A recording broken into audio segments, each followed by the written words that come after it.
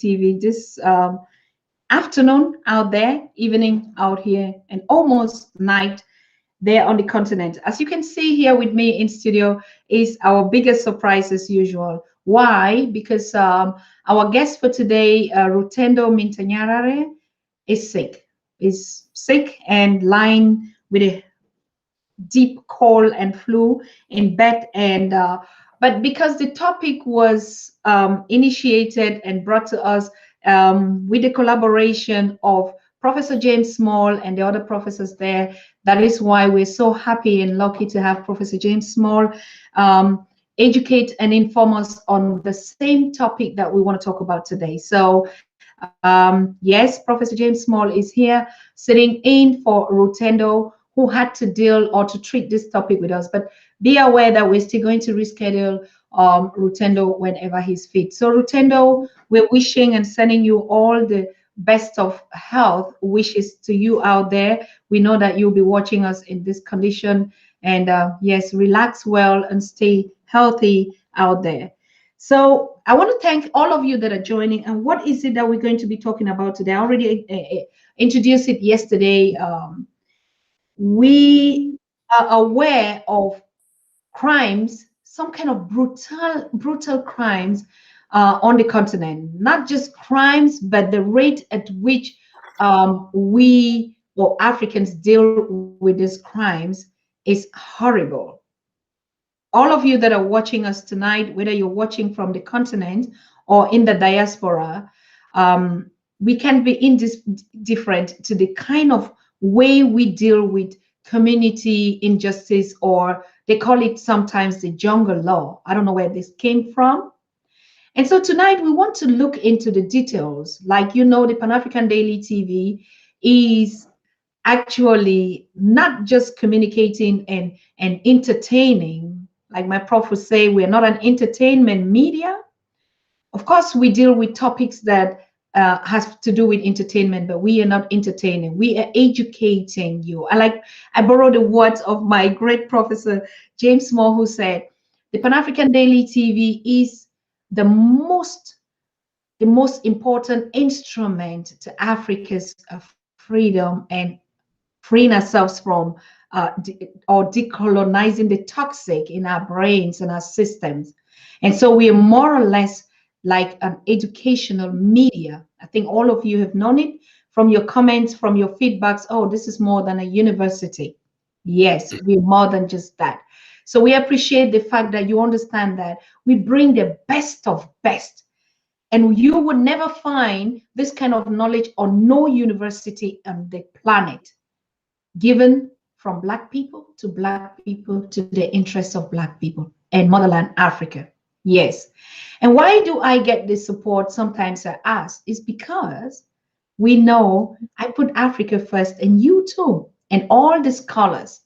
So we are on a journey to actually redefine who we are. And the crime scene that we're going to talk about today, and I'm very thankful, Prof, that you're here with us to find out not just the act that it happens. What is the reason behind? What is the root cause, and how can we get out of this kind of brutal sin? I just want to describe one. It's very easy today on the streets in an African marketplace for someone just to cry and say, "Oh, he's a thief," and he's going to be murdered. The crowd is going to jump on him. You've also seen a lot of cases, even in the village communities, where our grandmothers or grandfathers have been, labeled as witches, and they are burned alive. We've also seen a lot of cases where Africans, due to foreign religion, bury their own ones alive in the grave. Where does such things happen on the continent, in the world? Are we brutal? Are we just devilish? Is it us, or there is something that we're still not identifying, even though the crimes have been committed by us? But what is it? Were we like that before? Did our ancestors lived like this, like savages, as they describe? No. We want to find out what is the root cause of the reason why we kill with no remorse. We enjoy blood. Like you can just kill without even questioning. I've lived and I've experienced, and I like Prof is here, is going to also share his experience on us on what we are talking about. We've seen cases where people are burned alive just because they stole a handy, a mobile phone, or a computer, or even a child that is hungry and maybe stole food or take, let me not say stole, take food, and he'll be killed, burned, put tires on them. Now you begin to ask as Africans, as humans, as people that we are, is a life worth a handy? Is a life worth what kind of reason to brutally and enjoying that act of doing it? No, I think something is wrong because we look for solutions to our challenges on the Pan African Daily TV. We want to dissect and understand why is this happening and how we can educate ourselves to stop this kind of savage amongst us. Welcome to the show, Professor James Small. How are you doing today? And thank you again. I am doing fine, Sister Susan. I'm most happy. I'm so sorry our brother's not well in Zimbabwe. Yes. We send the prayers of our divine gods and ancestors to watch over him and protect him and to make him well quickly. Because our ancestors have left us our own medicine and we need to remember how to use them. And so he will be better soon with our blessings Thank and the you. blessings of the ancestors. Yes, thank you so very much. And yes, as we're saying, a lot of people have been sending in their prayers and wishes for our brother Rutendo. Rutendo just caught a call and now is really just down on the bed taking just tea. That's why he couldn't be here. And I know you people will be surprised, like, who are they sitting in the studio today? So for all of you that are joining, know that Professor James Small is sitting on for Rutendo, but we are treating the same topic because this topic was brought in collaboration with Professor James and all our scholars, things that we need to start educating ourselves on. So, Prof, what is your experience, or what we just say generally about this topic before we even get to the challenges and the solutions to it? You know, the first time I realized this type of local violence, maybe 16 years ago, I'm in Ghana, and my lawyer, who's Ghanaian, was negotiating the purchase of a hotel complex in Cape Coast. His son had just graduated, his only son, from the University of Legon, and asked Daddy to borrow the keys to the car to go to the university to pick up his papers. On the way to the university, he sees a friend of his running, hailed him down, and asked for a ride. So he told him, I'm going to the university. So the guy says, fine, drop me there. But a few blocks later, the street is blocked. And he stopped the car. And the people, the man he picked up, his friend, had stolen something. So the people dragged them both from the car. The innocent boy don't have a clue. They killed him. They killed that child. They almost killed the others by the time the police got there. How do you apologize for that? That man died of a broken heart in a year from the loss of his son. He could not recover. 2 deaths, 2 innocent people. And even the one who had stolen something, he still lived, but was beaten brutally by the mob. That kind of so-called justice, there's nothing just about that. Because you killed the innocent child without asking a question, because he was in the company of the other who he was giving the ride to, not knowing what problems the other one had. And I've seen it since on the streets, just the brutality, because someone stole some food or someone stole a phone item or something. And then you have to beg the question, what the hell is going on? We look today in Nigeria. We look in northern Yoruba land and the clash between the Fulani and the Yoruba people. And we watch the bodies being burnt in the street. We watch people chopping one another up with machetes and cutlass, whilst talking and dancing and photographing on their phone. while this human life is on the ground. And I get the videos every day. And I go, wait, what is wrong? But we know what is wrong. And we haven't faced it in all of our discussions of development and freedom. We have not faced the trauma, the post-traumatic stress that is resulting from colonial occupation for nearly 200 years. But the colonial occupation doesn't just begin. It is the next step in slavery. Slavery in Africa, the same slavery we suffered in North America, the Caribbean, South America, he had us enslaved in Africa too, with the same brutality, raping our women at will, burning our holy places, our shrines, and our sacred groves, murdering our chieftaincy and our queen mothers, destroying our villages. And that's why history is so important. You've got to understand, 1,500 years before 1492 and the Portuguese, or 1485 and the Portuguese, we were under the warfare of the Muslim empires of the East, the Umayyads, the Abbasid, the Ottomans. 1,500 years of enslaving and murdering and marauding across Africa, and destroying our villages, our towns, murdering and molesting our women, forcing us into concentration camps that we call villages, to feed them free labor in Europe, in the Mediterranean, in Asia, sending us as far as China, India. This is 1,500 years before 1492, people. When the Western European Christian comes with the Portuguese in the 1480s and begin to get involved in enslaving and raiding and burning and killing and bringing their filthy Christianity and their filthy Islam, which we've now adopted. And we'll get to that later. And I'm sorry if that's your belief. You better study the history. Because if you love your murderer more than you love your mother and your father, you're in big trouble, no matter how old you are or how pretty the book pages sound. Let's look at the action and the behavior of the people who brought you the pages. And so by the time we get to the Berlin Conference, which is happening at a period of time that we didn't measure, slavery was about building for Europe an agricultural economy. That agricultural economy in the United States, in the Caribbean, in South America, and in Africa, and the enslavement process from the 1480s to the 1990s, really 1480s to the 1880s, made Europe extraordinarily wealthy. But it produced something in Europe called the Industrial Revolution. And the Industrial Revolution could no longer be sustained by the agricultural economy they had in the so-called New World.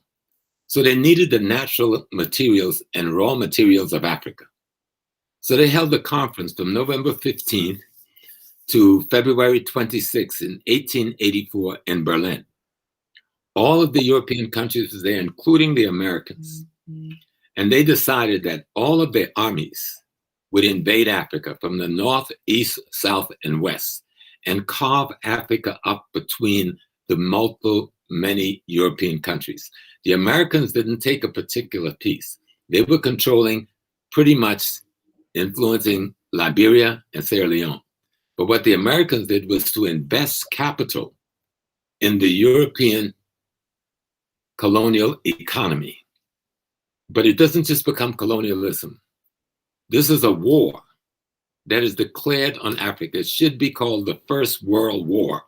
And we don't even call it a war. We saw the Berlin Conference without looking and seeing the French army coming from the northwest, the British army coming from the northeast, the German army coming from the east to Tanzania and the south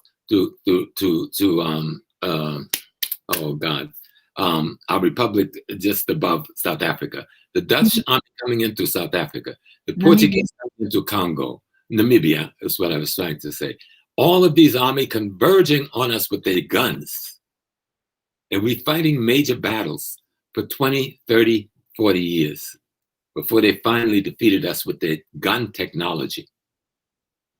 If you go to Ghana And you go to the northern area, Paga, Selaga, Tamale, up in the areas where the Tigray culture thrives, you will see houses that we built with no windows, just slits for our bow and arrows to fight them. Doors on the roof, and that's how we came out to have our fresh air and exercise. And in the courtyard, to get into the courtyard, the doorway was only 2 feet high. And we made it so if the enemy tried to come in, we can take their heads. Those houses still exist. That's how we were defending ourselves against these people and their guns. But we fought some great victories, and I mentioned it before. And that's why history is important, to inform us in all things that is important to restore our African memory. So when you see General Gordon and the Turkish Muslim army of Egypt march into Sudan with something like 3,000 or 4,000 or more soldiers, and he takes on Muhammad Ahmed, the then leader of the Sudan, and the Sudanese with bows and arrows going up against their recordless rifle only give them 200 live bodies to take back to Egypt. We defended ourselves. We were not cowards. And when they got a traitor, a collaborator to poison and kill Muhammad Ahmed, he was succeeded by Abdallah. And Abdallah took on the French in the west and the Brits and the Turks from the north and fought a mighty war for a number of years before he was killed. They even took a picture of his head when they cut it off, put it on a postcard, and mailed these postcards all over Europe. This is what we were up against. Colonialism was not a pretty thing. And once they had conquered us, they went to the south. But they ran into 2 generals of the Zulu, Bambata, and what's the other great general? But Bambata is one of my favorite. I love, Bambata and Sechuweya. Study the history of Bambata and Sechuweya and how they took on the British Army with their spears and their knives and defeated their cannons and their recoilless rifles. They only defeated us in South Africa because they came up with the Gatling gun, a machine gun that could kill 1,000 people in 5 minutes. And our people backed down because we could not save our lives anymore. This is the beginning of colonialism coming into Africa while writing home to themselves and justifying to the world they're coming to bring us Christianity to civilize us. No, they came for our gold. They came for our diamonds. They came for our bauxite. They came for our cobalt. They came for our manganese. They came for our ebony. They came for our teak wood, etc. They needed this raw material to run what is becoming the Industrial Revolution in Europe. And it is this period of colonialism that Europe gets built, the Europe that we all love and admire, and the America with the skyscrapers and the beautiful airport. All of that is built on African blood that comes from this colonial invasion following the Berlin Conference. But the Berlin Conference wasn't the first invasion. It was just the most massive. There's one battle, it's called the Battle for Massawa. And you should study the Battle for Massawa. It's an island on the bend of the Nile, coming from Sudan into Ethiopia, and see how gallantly we fought. But gun technology was too much. It overpowered us. We didn't have gun technology, and we lost the war. But that's the First World War, when every army of Europe invades Africa, divide our countries up between the very European countries and call them colonies, and said they had come to civilize us, to bring us their religion, to teach us civilization and their technology. What technology? The gun, the rape, the kidnapping, the robbery, the murder, which still goes on today, except now we call it trade, based on treaties that was signed with a gun to our head. And thus we see the situation in the Francophone states, where all of our raw materials belong to France and not to the countries of Africa. Where if I want to buy something from Mali, I've got to put the money in the bank in France and not in a bank in Mali. Okay? And I have to deposit 75%, the African countries or more, 79% of their money into French banks. And if they want to borrow any of it, they have to borrow it at the highest interest rate on their own money. Because the gun at our heads doing colonialism. But colonialism don't stop there because it's on the ground. So the first thing it must attack is our culture. It must destroy the culture of the people.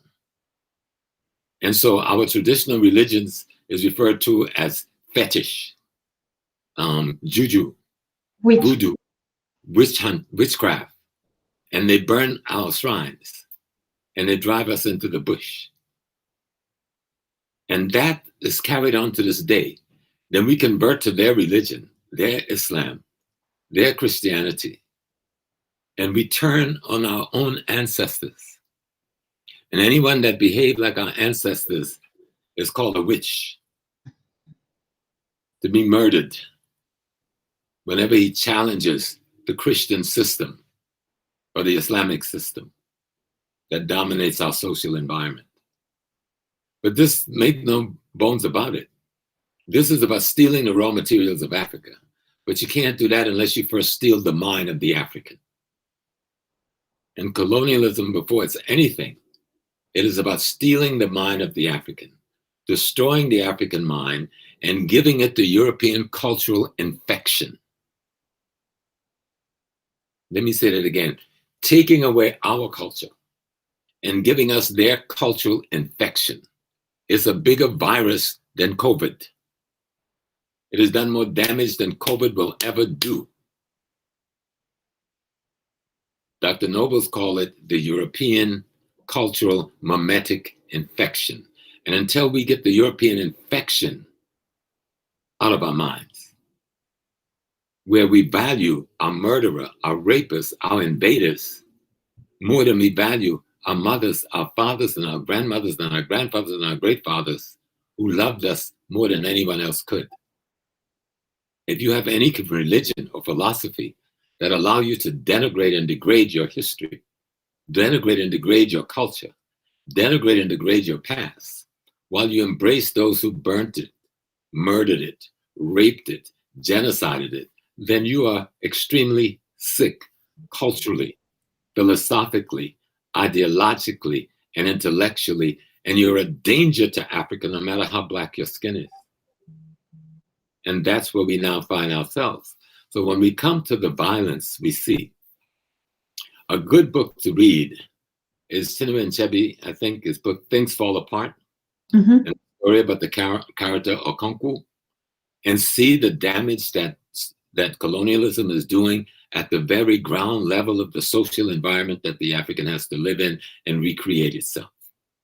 And then we need to read Kwame Nkrumah, Neocolonialism, where he describes what colonialism looked like after the armies leave.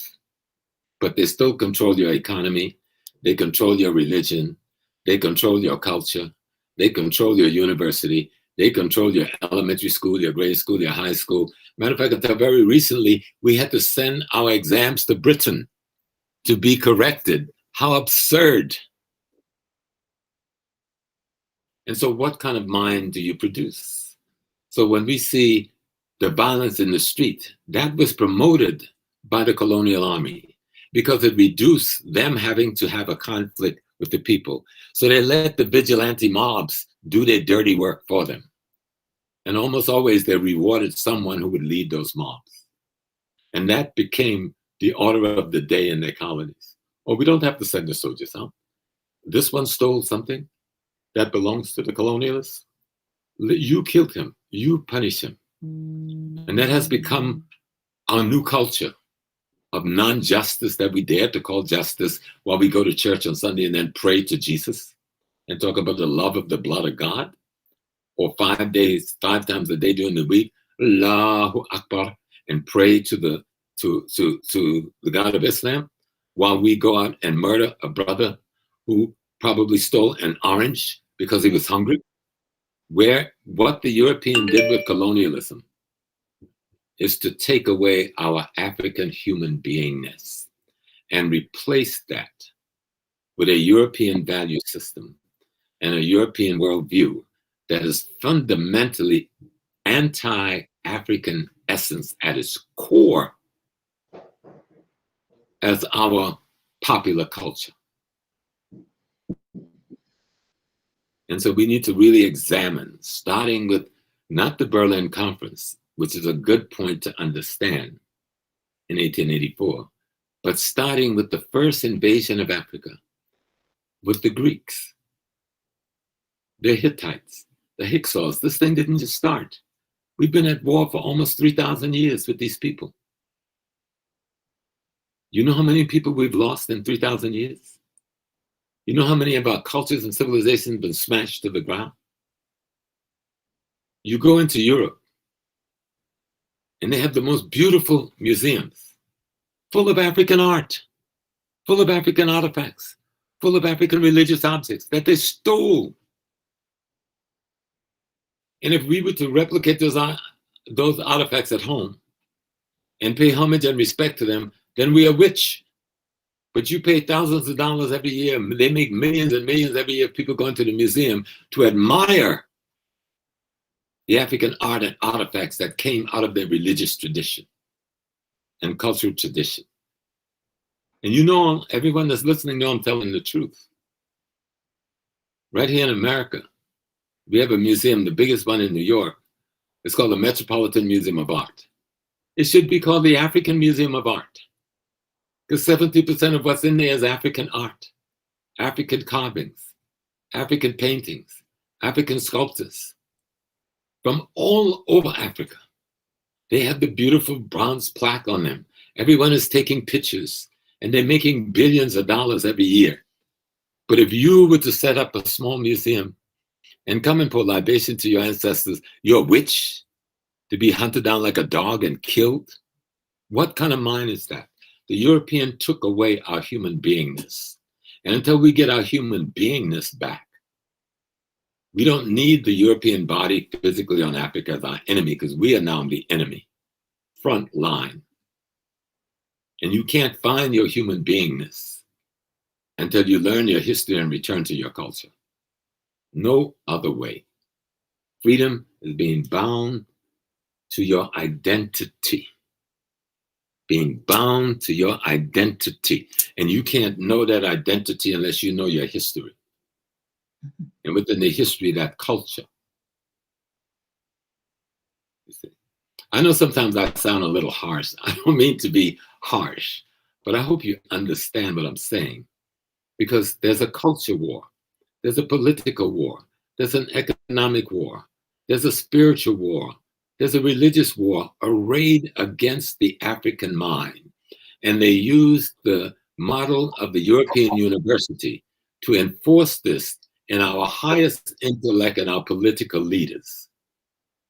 So at the local level, those who are trying to maintain tradition is almost always crushed, marginalized, and minimalized by the new class structure elite that the European have now fostered in Africa. And they call it, oh, we got a new middle class. Middle of what?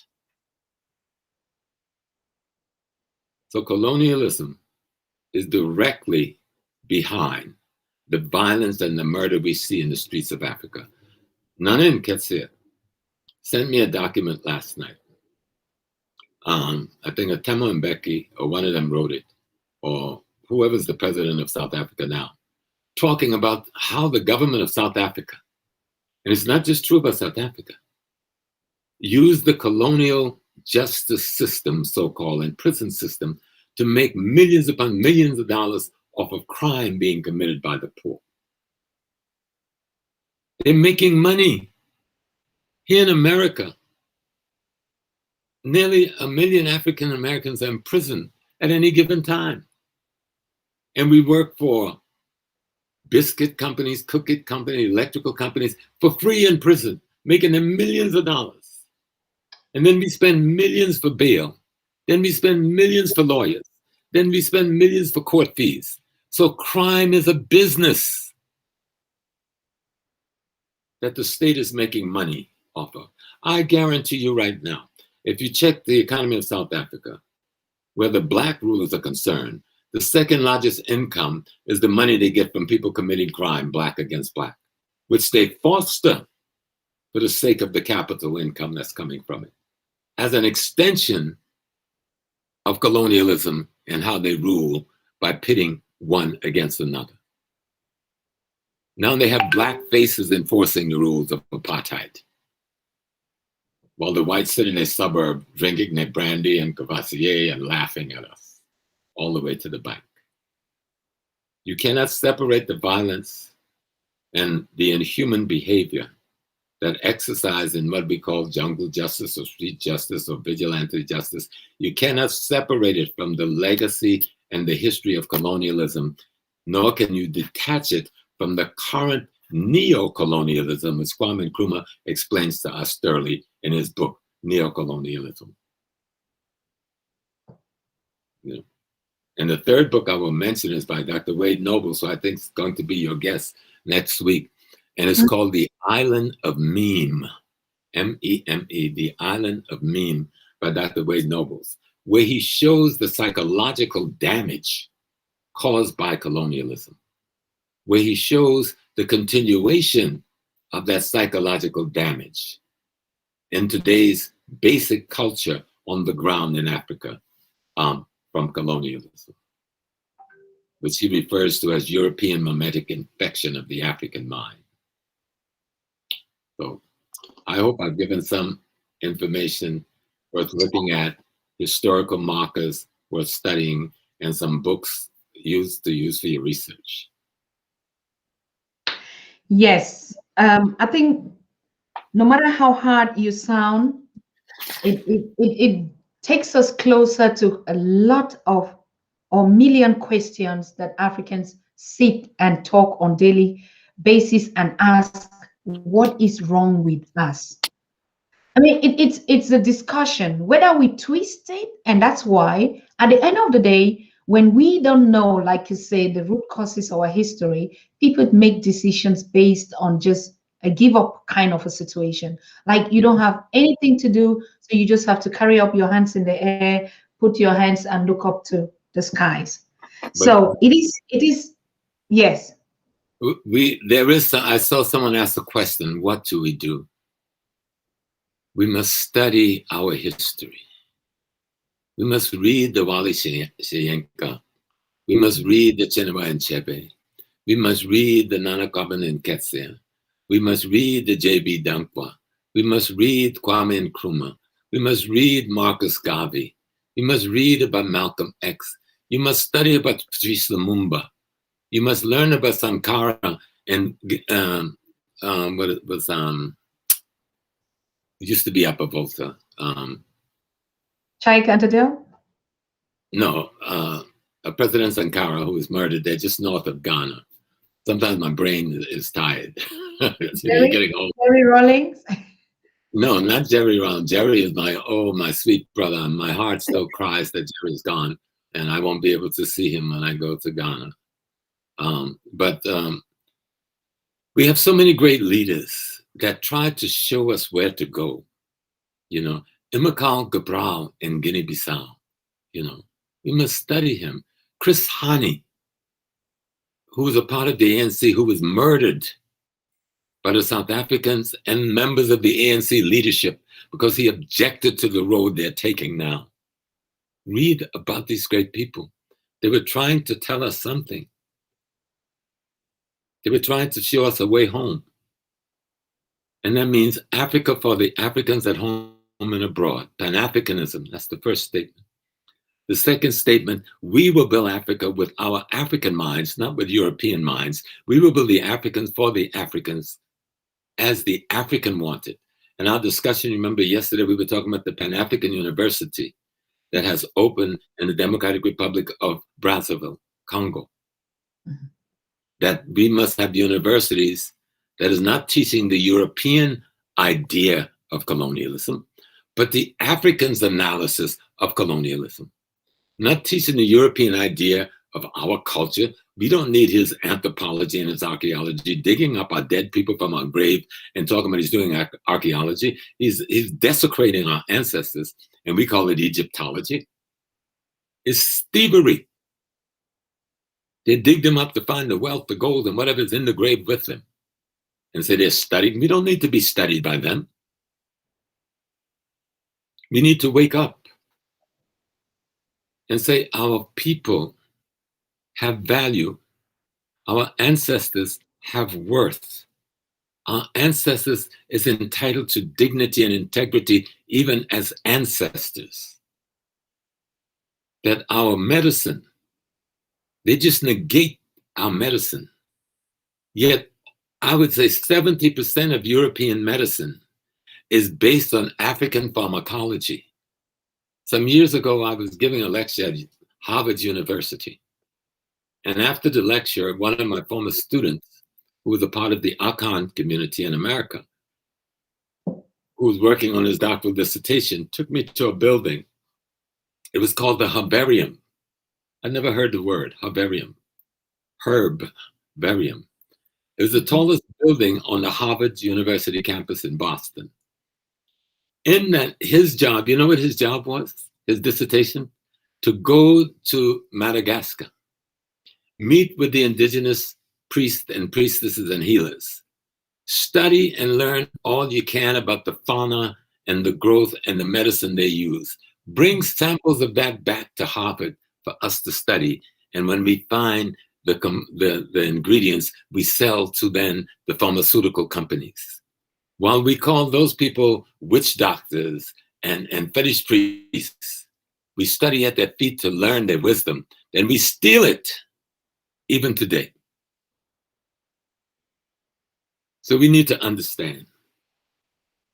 We need to understand that we have a civilization before we meet these people. We have a culture before we meet these people. We have a value system before we meet these people. We have a worldview before we meet these people. We have a scientific understanding of life and reality before we meet these people. We must return back to that. In the theater, you know, I work with the movie theater, and I'm working on a very beautiful movie called The Godfather of Harlem with Forrest Whitaker and ABC Disney. And I'm the historian consultant. And I have to fight every day to get the script right when they're presenting a Black character, to get the words right, to get the clothing right. And so when we understand that they use all of these mediums to tell a false story about us, and we buy the false story because it's so beautifully told. But if you don't know your story, if you don't know your history, how can you restore your memory? And if you don't have a memory, how can you have an imagination? And if you don't have imagination, how can you have creativity? You must have memory, you must have imagination to be creative, to recreate yourself, to recreate Africa in the light we want Africa to be. But that starts with the basics, studying history. You know, read our brother from the UK, Robin Walker, and his beautiful book, When We Ruled. It's a good survey of the history of Africa for over 2,000 years. You know, When We Ruled.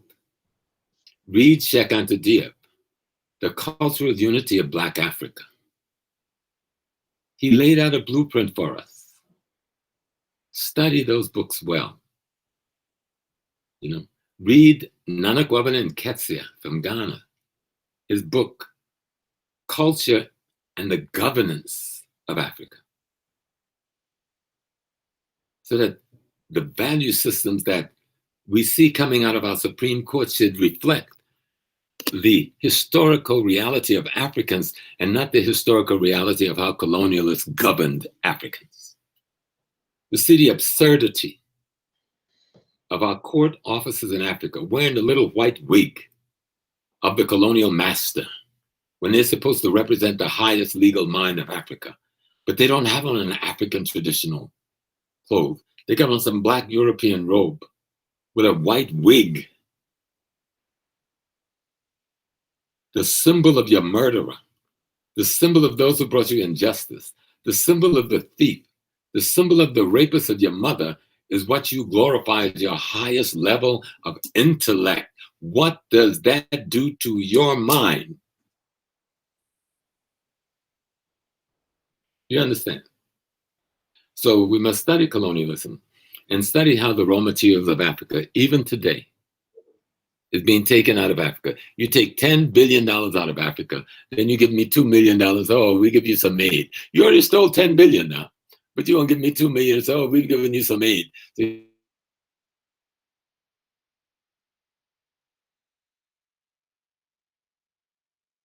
you can't even build a good bridge with that. And then you say, oh, but I need more money. And so you can borrow the money. You can borrow from the 10 billion I've stolen from you, but I'm gonna give you interest so high that you'll never be able to pay off the principals because you'll spend your whole life paying off the interest. And then when you borrow the money from me, you can't put it in an African bank. It must stay in a European or an American bank. And we will determine which company will do the construction work. And we will determine which company you will get your equipment from. And we will determine who's the owners of those equipment at the end of the day. Neocolonialism in its classical form, the World Bank and the International Monetary Fund are nothing but arms of the Berlin Conference. All of this have created an impoverishment, an intellectual impoverishment, an educational impoverishment, an economic impoverishment that produce the economic condition that forces someone to steal this or steal that. And that same impoverishment through religion and through their false Western education have produced a mind that think murdering my brother over a phone card and gloating about it over his dead body is something worthy. Then I go before the people who I say is my Lord on a Sunday with my suit and my tie, and I sing his stupid songs to his stupid tradition. I remember there was a situation in Ghana. That's why I love Jerry Rollins. Jerry Rollins, God bless my brother, travel well. The Ga people have a holiday called Homowa. And it is a holiday that deals with kind of like your renewal festival. All African cultures have a renewal festival time of year, depending on location and climate. The Ga's Homowa festival started like maybe mid-July, goes into August. During that period, everything has to be quiet. No drum playing, no loud voices, no loud noises, everything minimum. They're cleansing themselves before God. The churches decided we don't want to respect this. We're going to play our drums. We're going to sing our music. So the Homowa indigenous community just went into church and broke up the drums and broke up the organ and broke up the pianos. Then it all went to court. Thank God the Ghanaian court ruled that Homowa was indigenous and older and of the land and had precedent over the new Western religions and stopped that foolishness.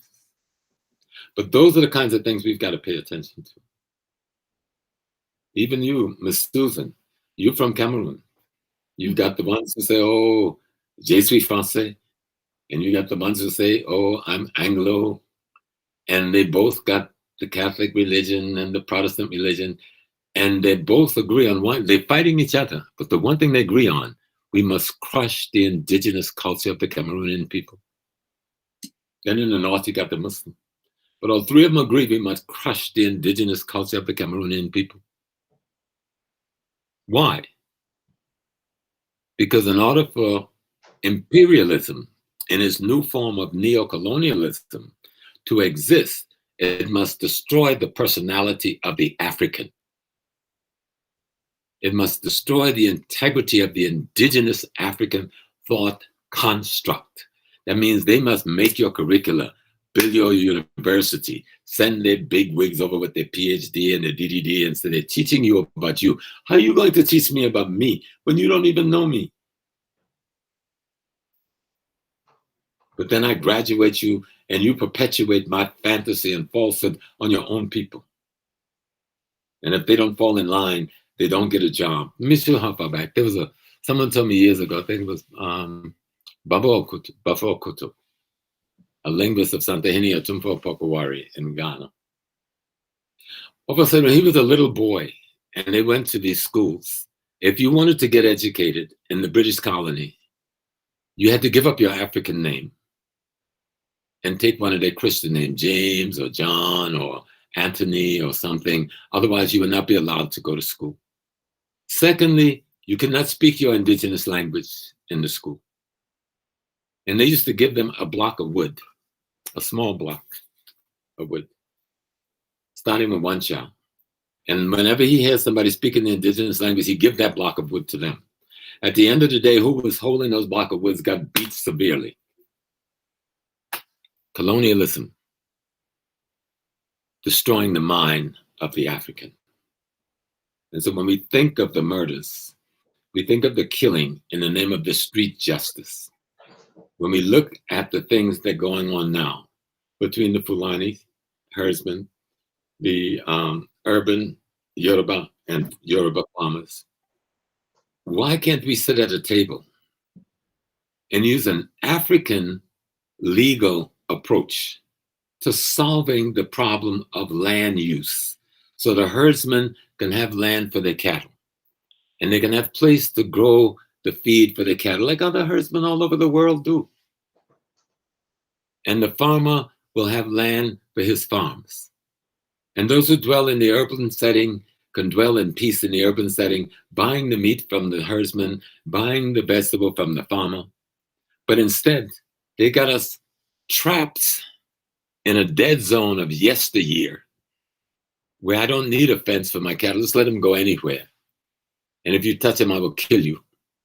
And then I will go pray to my God. And all of the religions they use for these prayers, the absurdity of Western and Eastern religions. When they went into India, they couldn't crush the Buddhists. They couldn't crush the Hindu. When they went into China, they could not crush the Confucian. They could not crush the Taoism. And that's why those people are still strong. When they went to Japan, they could not crush the Shinto religion of the Japanese. But we've allowed them to crush our indigenous religion. We've allowed them to crush our culture. And what do they give us back as culture? Oh, you can have a few dances, and we will give you an award from America or someplace, or we will give you a contract to go sing your music. But don't let that music reflect liberation songs. Don't let that music criticize colonialism and neocolonialism. Don't let that music promote the reconstructing of Africa by Africans for Africans based on African principles out of our history. There's no way you can see the murder and the street justice and the crime in the streets of Africa without seeing the mental impoverishment, the economic impoverishment, the intellectual impoverishment that was brought about by colonialism and is still maintained by the neocolonial Western corporate structure. The very corporate structure that we like to wear their clothes and say, oh, this is Gucci, this is wonderful, or we have the beautiful jewelry. They've murdered you to get these things. And then sell it back to you, selling your gold that they've stolen back to you at prices you can't afford. So you go kill to get it? Control your education so they can control your mind. And if I control your mind, I control your behind. Yes, I'm going to say it on TV. If I control your mind, I control your behind. Okay? And that's what we're watching here. And so these young people who are in the street, they're full of anguish, they're disappointment, they're impoverished, they're hopeless. And the only sense of being is to think I have control over somebody else's life. But that has been reduced to having no value on life, not even their own. It's not just in Africa. We get the same thing in America. In the last 30 years, Black American men have killed 300,000 other Black American men. Do you understand how many people that is? 300,000 slaughtered by the hands of other Blacks whose minds are so screwed up by European mimetic infection that they don't even know how to love themselves anymore. So that's why I do what I do. That's why you do what you do. We're trying to tell the story, tell the truth, and see how we can use our history, our culture, our understanding of the world, and understanding of what we have. We have more in the ground of Africa. Let's tell the European, keep everything you've stolen and then go away. We still have enough in the ground. Let them take no more. Go away and never come back to our land. And those of us who want to imitate them, you go back to Europe with them. Take their filthy culture with you. Take their filthy value with you. And leave us. We have enough to take care of ourselves for eternity. And that's why the thief is here. The World Bank, the International Monetary Fund, the Oppenheimer Empire, the gold consortiums, the American big corporation, Walmart and this mart and that mart. You think they're there because they love us or care about us? No, they're there to steal. They don't know how to come and say, let me sit down at a table with as an equal to my African brother and sister and say, let's negotiate an equitable arrangement for your raw material and my capital, you know? And so when we think of violence in the streets of Africa, when we think of jungle justice or vigilante justice, when we think of the callous where we can kill each other and seemingly not feel anything, we saw it in South Africa during the period leading up to Mandela getting out of jail. You know, we still see it. We see it in Nigeria right now, wildly with the Fulanis and the Hausa, and even though the Hausa have merged more with the rest of Nigeria than the Fulanis, because the Fulanis they're having trouble with, they're coming from Niger, Mali, Chad, and other places. These are impoverished people that somebody's giving a little bit of money to and giving a gun to go and take. So a few rich Africans in collaboration with their European partners can steal the wealth of our land while we are being deflected, murdering one another over what others would call childishness and silliness. But no life loss is silly or childish. But you have to take it back to its source. And the source is racism. The source is anti-Africanism. The source is white dominance. The source is the stealing of Africa's raw material by the corporate raiders and imperialists of the West, in collaboration with many of our people who would rather live in luxury in France and Germany and the US and come home and visit and splash some money around to the family in the village once or twice every few years, and then go and help to slaughter us like we're the lamb being brought to harvest. All of these things that we're seeing in our country is linked to colonialism, the World Bank, the International Monetary Fund, the American corporate structure, the British, the French, the Belgian, the German, the Italian corporate structure, and now the Chinese corporate structure, the Indian corporate structure, the Pakistani corporate structures. These big banks and these investment houses and these corporate marketplaces need the raw material of Africa. And whatever they have to do to keep the mind of Africa dead, to keep the mind of Africa from becoming African again, they will do. And we have to be just as determined that we're going to wake that mind up, that we're going to re-educate the Africans to be an African again, that we're going to restore our ancestral integrity again, that we're going to see the value in ourselves. How dare someone bring the image of their filthy ethnocentric display and put it up in my house of worship as the image of God, and I worship that thing. How absurd. How absurd. Because what you do with your mind, you do with your behind. It's as simple as that. That's enough. I don't talk enough, Miss Susan. Thank you so much, Prof.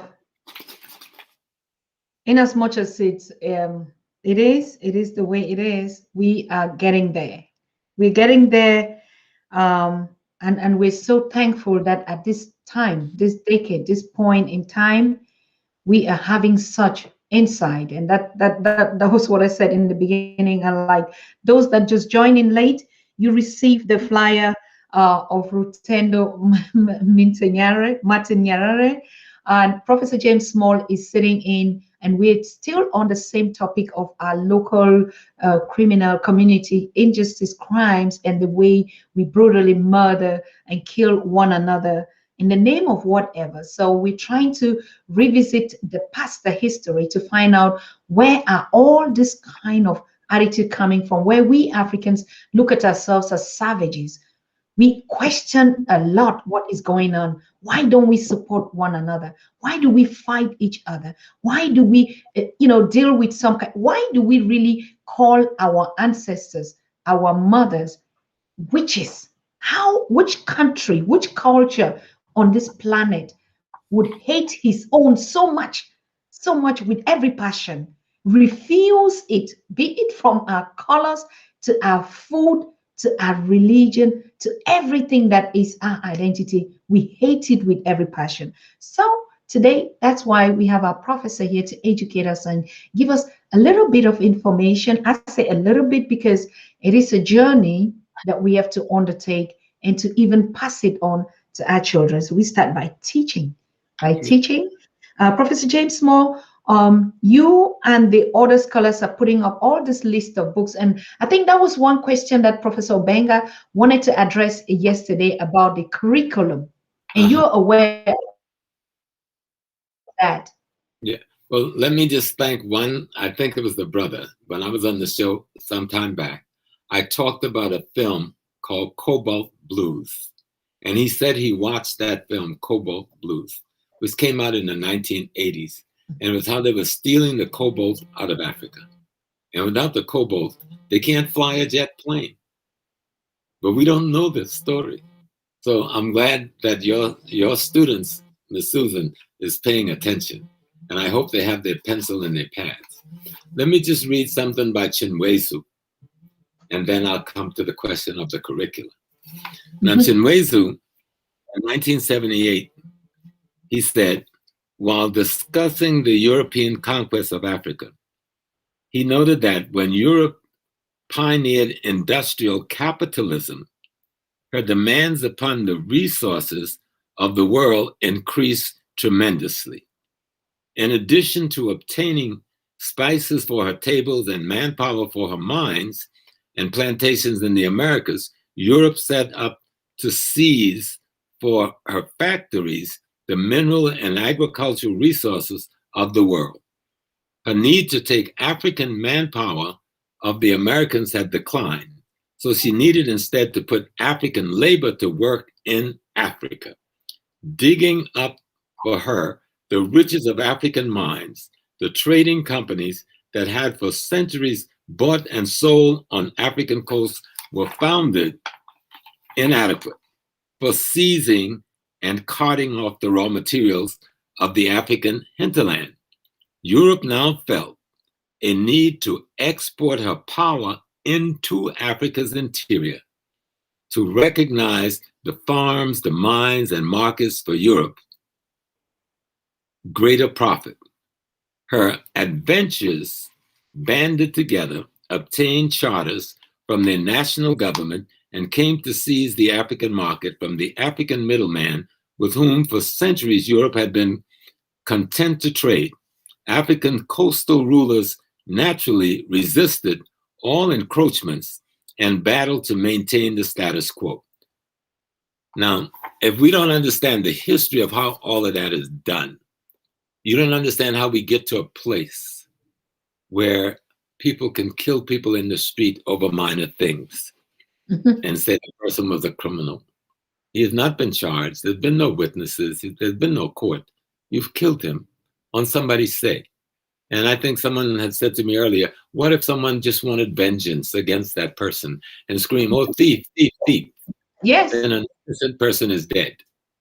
My grandmother, who sit in her hut in the village, have her granddaughter come home, who said, Mommy, I'm sick. I've tried all the medicine at the hospital. Nothing will make me better. They tell me I'm going to die. So Mama goes to the herbs of the ancestors and go to the forest and get the bush and get the vines and take care of her daughter. And her daughter in a few months is able to walk away. Then mama is murdered for being a witch. Mm-hmm. That insanity is what we're dealing with. And it all comes from colonialism and neocolonialism, the World Bank, the International Monetary Fund, the multiple universities of Europe and America who controls the education of the mind of the African peoples, and college in Africa, and high school in Africa, and elementary school in Africa. And so we come back to where our big Baba, Obenga, Dr. Theophile Obenga from Congo, who is heading the Pan-African University in Congo-Brazzaville, when he's talking about the curricula. And he said the curricula must reflect the analysis of the mind of an African who have studied African things from an African perspective. Yes. And that's the key. And I've studied the history of those Africans who fought for freedom throughout our history. That we don't, when you hear them now first, oh yeah, Santiwa had a war against the British. But who was Ya Santiwa? Mm-hmm. Why would a woman engage in leading an army? What was her cultural foundation? She was the queen mother of Ajisu, a big town going towards Kumasi on the Accra Road in Ghana. Mm-hmm. When her son Tahini had been captured, and the whites have come for the golden stool, which is the soul of the Ashanti nation, the queen mother, the mother of the nation, says, no way, no way. We don't surrender to you, our sacred spiritual soul. And she organized the men because that was her duty. She was the queen mother. They had to come to her call. And because of what the culture had instructed her, how she was informed by the culture of the Ashanti nation, she was able to wage war against one of the mightiest armies in the world at the time, the British Empire. Mm-hmm. And when they captured her and took her to the Seychelles, first to Elmina and imprisoned her there, then to Sierra Leone and imprisoned her there. And when the people started marching from Ashanti-land to Sierra Leone, then they moved her to the Seychelles in the Indian Ocean where she died. But thank God, Jerry Rollins got her bones out of the graves in the Seychelles and brought it back to Ajisu and gave her a full state funeral in Kumasi and buried her there some few years back.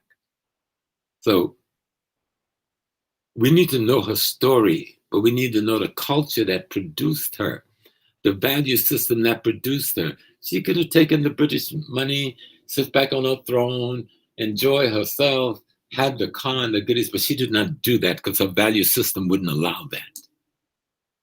Her belief system wouldn't allow that. Her worldview wouldn't allow that because her value system, belief system, and worldview was based on the experience of her ancestors and how they saw the world. And so any curricula must be a curricula that tells the African side of the slavery story. Mm-hmm. So people can just say, oh, African soul, then how are you going to blame me? Oh, no, that's not the story. Let's tell the story from the African side. Okay. Let's hear how the African resisted your education. Let's hear about Mensa Saba in my beloved Ghana. Yes, he became a lawyer, he became a priest, but he took that and turned it against you, and he went and organized his people to resist the British occupation of Cape Coast and the central region, forcing them into the Accra area after guerrilla war and civil war, but nobody talks about that. Let's talk about the women in Cameroon marketplace leading up to the First World War, who led the first resistance movement that roused up the women in Ghana and Nigeria. And this leads to what become the decolonization movement on the ground in Africa. What were those women thinking? Who were those women? What were their value system? Why didn't they give up? So they got mad because the British tried to tax them. Oh, it was more than that. It was them showing determination, self-determination to be free people again. Our men went off to your war. They fought with you in Europe. You brought us nothing back but their bodies. In most cases, you didn't bring their bodies. You buried them there in Europe. You just brought a memory. And then you want to come back now and take what little we still have in the land? And the women said, enough is enough. And it all started in Cameroon. And it spilled into Nigeria, then into Ghana. And then we saw the rising of the J.B. Duncan and the Kwame Nkrumah and the president of Nigeria, the Jomo Kenyattas. They rise up out of this move by African women determined to restore the integrity of African culture to their daily lives. And those movements for decolonialism would be capped by the revolutionary movement in Angola, Mozambique, Guinea-Bissau, Namibia, to oust the Portuguese and the South Africans and the Germans. And when you can piece all of that history together, and the damage done by colonial dominance of the very mind of the African, the de-Africanizing culturally, the de-Africanizing intellectually of the African mind is what has produced this behavior that we call the criminal behavior in the streets of the so-called ghettos in the urban centers of Africa today. It's the same process that has produced the same thing here in Black America today. They just have different names, but it's the same thing. Okay, Prof, there's a question here from Obihaman who says, what tools do we need for the cultural war? The first thing is to study the history as written by African men and women. Second, be willing to go, the young people, if you have to do it, I know we have to work, we have to go to university, we gotta feed our family, because this is at the most dire level about food, clothing, shelter, and safety. In order to have food, clothing, shelter, and safety, you've got to have a means of making capital. So we understand that. But everybody have time off, vacation time or some other time. Form small groups. Go to the villages and do the oral history from the elders. Learn oral history and bring that oral history back and type it and put it in writing so you can share it with the rest of the world. Put it on the internet. Put it on the TV and share the history from the most fundamental communities with the rest of the world. Don't say, oh, I speak Twi and I'm in Ghana. So it says, fine. Explain the Twi language to me. What does the word mean? You have a whole writing system called Adinkra. What is the Adinkra symbols? What are they? What do they mean? What story do they tell us? What stories are folklore from Chad to Cape Coast? What are those folklore telling us? From Congo to Mozambique, what are the folklore telling us? A lot of this is already written. There's no shortage of books written by Africans. We're just not reading them. And that's why every time I come on, I give a different book, because we're not reading them. Our music, study our music. It isn't just to shake your butt or to what's the thing they call twerking. I mean, like the European glorify that because they can't get past the physical because they don't have the capacity to dwell in the spiritual. So let's study our music. What is the music telling us? What is those vibrations informing the cells in our body? Those rhythms, those beats that our ancestors have passed down. Use our technology today to interpret them to the next generation. But all must start with the basic history of Africa as told by the African. So that you know who your friends are and you know who your enemies are. You say, oh, I'm a Yoruba, so I'm a different race from the Igbo. The Yoruba and the Igbo is 99% genetically the same people. Stop being foolish. The Yoruba and the Akan are 99% the same people genetically. Stop. There was no line. All of these borders that say Yoruba border, Igbo border, Akan, the British put them there. tear them down in your mind. Tear them down in your mind. Language are sounds and vibration made to communicate concepts, ideas, and principles by people who happen to be in a certain place at a certain time under certain conditions. They don't create a different human being. Learn what language is. Learn what culture is. Language carry your culture. It's like the vessel. It's the ship. And your culture is the passenger on the ship that you call your language. Learn your language. And then get acquainted with the passenger on that ship. That's your culture. That allows you to carry an intergenerational transmission. Make DVDs, make PowerPoints, and present them to your class, to your children, to your school. And if you want to stay in the church, at least go in the church with the truth. Give a lecture on the truth. It was a story that someone told me years ago in Togo. And he says, oh, you know, small. I said, well, I'm in his house. It was a Monsignor. And we were at this beautiful lady's house who was hosting us many years ago. And I said, oh, I don't see anything African in here. And the lady comes to me and says, Small, that's because you never look up. Oh, look, I'm not a Christian. I ain't praying into no sky. He's all Small. You need to look up. And something said, look up. At the top of the wall, around the top, was all of the voodoo symbols. Now, in the face of the walls, for all the white people and the European, the Christian, this, the cross, but around the top of the wall of the room, of her living room, was all the symbols of Ewe voodoo. And it woke me up. She says, yes, I'm forced into this, but I live in that. And so she told me the story. She says, you know, the white man came to our land and they burnt our village. They came with their guns and their weapons, and they tried to force the men to help them build a church. And the men refused to build this church. The men just sit and watch and says, maybe you can defeat me, but I will not build your church. So the white men are laughing, saying, oh, these stupid Africans, they don't have the sense to come and build a house for God. And look at them laughing at us. And then the black man said, the African said to the other, oh, the stupid white men who think they can build a house big enough to hold God. You know, I was like, wow. So the fact that we don't have these cathedrals and temples, because that's not how we saw the world.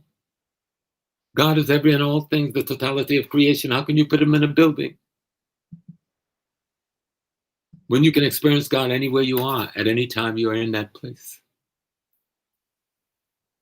And so somebody comes in with their cultural view of God, and you can build a building and make it sacred, and the rest of nature and the rest of the people is not sacred.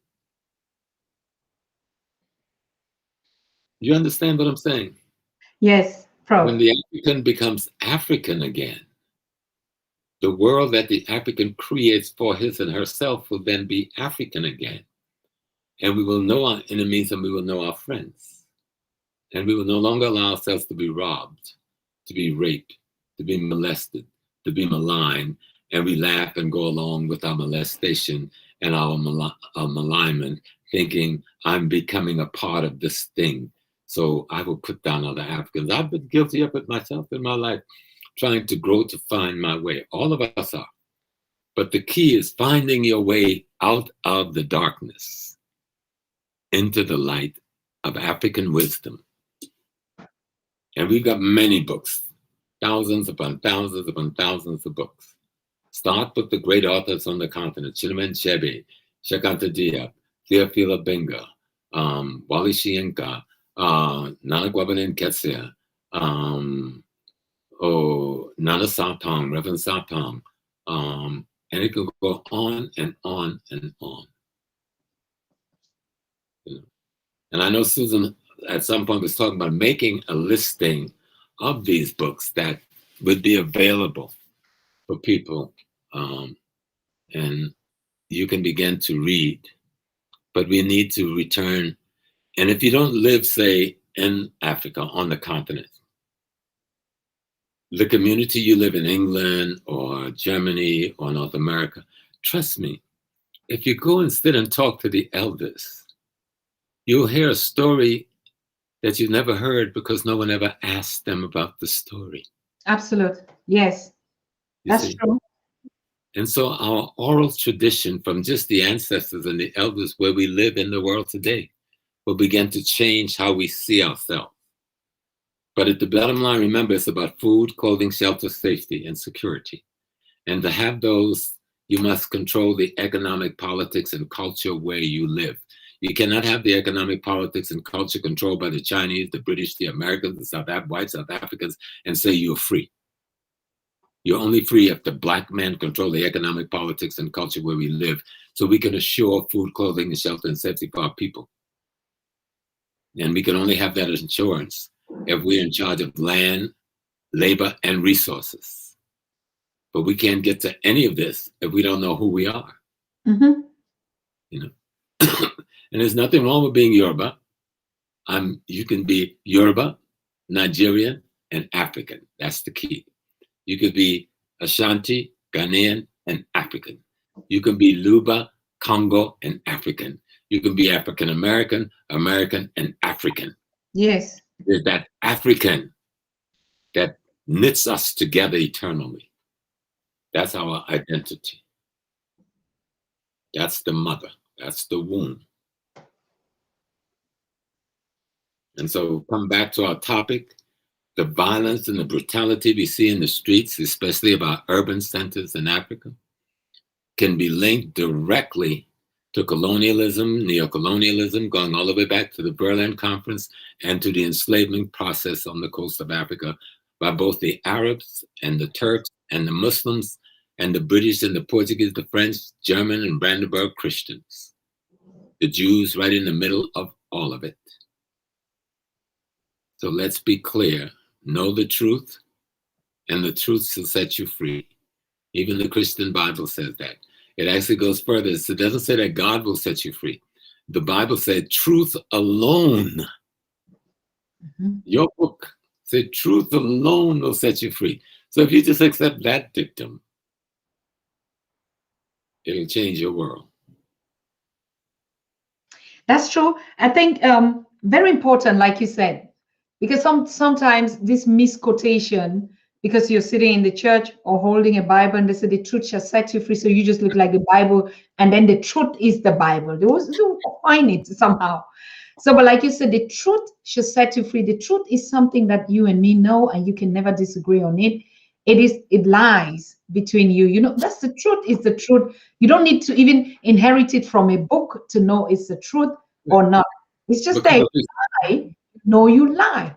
If you stole, you know you stole. Who is there to define whether what you just did comes from a book that you stole? So I'm very happy because we're having this conversation. And like you said, we should talk to our elders. Tomorrow we're going to host King Bongane III from the Congo Kingdoms. Mm-hmm. And the title of this conversation tomorrow is going to be Who Owns Africa? Who owns Africa's mineral? And this king comes from what is known like the Embo Kingdom. It's a very famous one, and the king wants to educate us exactly on these points of things, on the conversations that we're talking about today. So it's like we're listening from the kings. How was it like? Today we know about Uganda. We're only talking about His Excellency Museveni and Bobby Wine. What about the kingdoms? Nobody hear about them. Today when we hear about Cameroon, we're talking about Southern Cameroons and the Republic of Cameroon. You know, what about the kingdoms in Cameroon? Today, when we hear about Nigeria or the Fulanese, didn't they have kingdoms? No, you're absolutely right. When we think of the contemporary nation-state government in Uganda with President Museveni, and I'm not as hard on him as many of the Westerners. I don't care how old he is. If he gives his people the basic things they need to survive in the world. I heard that Ghana did some foolish decision the other day where the West said, we're not going to give you any money unless you pick up certain things out of our culture. Those foolish things. But you've got the Ntoro Kingdom in Uganda. You got the Bakongo Kingdom in Uganda. You got two other major kingdoms. They have four major kingdoms that have been there longer than we can measure. Mm-hmm. Their kings and their queens still function in their kingdoms. They have some relationship, partnership with the contemporary government. But at certain levels, at the village level, the kingdom is the authority. Mm-hmm. But where the weakness comes, the contemporary government has given the Western corporate raiders access to the raw material and natural resources. There's nothing wrong with that if they were paying a fair price. And if in that arrangement, we says, okay, you can buy my bauxite or my cobalt or my gold, but you must build a refining factory here in my land to employ my people. And you must share your technology with us so that you are not constantly the leader of our corporate structure. Mm-hmm. Within 10 years, 15 years, you go. We now run it. But you will get your share based on what you put in. But those are not the kind of treaties we have now. We have the colonial treaties where in Ghana, you see the big trucks coming to the pier and dumping the containers onto barges full of bauxite and manganese. And then you got the big ships in the harbor that lower its door, and the small ones just drive right in with the whole container full of manganese. And then the water's let out, and then the barge is brought back out. And they take all of our manganese away, and we don't get one job. Not one job past the mining, working in the mine with picks. Where is the manganese processing plant in Ghana? Where they do have a bauxite plant called Valco, making aluminum, but the bauxite is sent overseas, and the aluminum is made over there. It's a 6-step process. The third step of the process comes back to Ghana, and the last 3 steps is done in Valco. That's one of the best examples of positivity of that type of thing there. But in the rest of the places, they just take the raw material. Mm-hmm. We have no processing plant. We have no industrialization taking place. So our young people get college degrees, but no place to work with those degrees. So they go in with suicide, trying to get to Libya, to get to Italy, to get to France, just to eat. And it develops in a man and a woman who's struggling for food, clothing, and shelter, a callous disregard for life because it's about just trying to survive.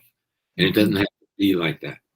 That's why you've got to tie it all back to colonialism and neocolonialism and the American and the British and the other European industrial powers that are controlling the people we call presidents of Africa. They're controlling and paying and financing people running for parliament to vote for the right kinds of bills that give them advantages and leave our people at a disadvantage. Prof, isn't like you just saying it is funny. Like I was reading the situation of unemployment on the continent, and I saw in Kenya, for instance, Kenya, which we know one of the epitomes and the countries that is in the let's say third world economies at a better position, but then you see the unemployment rate in Kenya is at 70%, particularly the young people. Now, what is the point that I want to say? Look at how the rate, the unemployment, whereas vast land, uncultivated, creativity, everything that the young people are doing to live their lives. Now, sometimes I ask, where is this statistics of 70% of unemployment? Now, what sector are we talking about here? Now, the young people constituting of a very majority, but then when they say 70%, I mean, isn't this is I don't know, Mind-boggling. so confusing, like they want to impose that joblessness, and then the sectors which they prefer is the contemporary systems or the political systems that are, I mean, I don't know how I really can put it for us. Here's how you've got to look at it, Susan. Hmm? All of the major corporations in Kenya, nearly all, is owned by the former colonialists. Most of the arable farmland is owned by the former colonialists. or their corporate companies that they've put in place.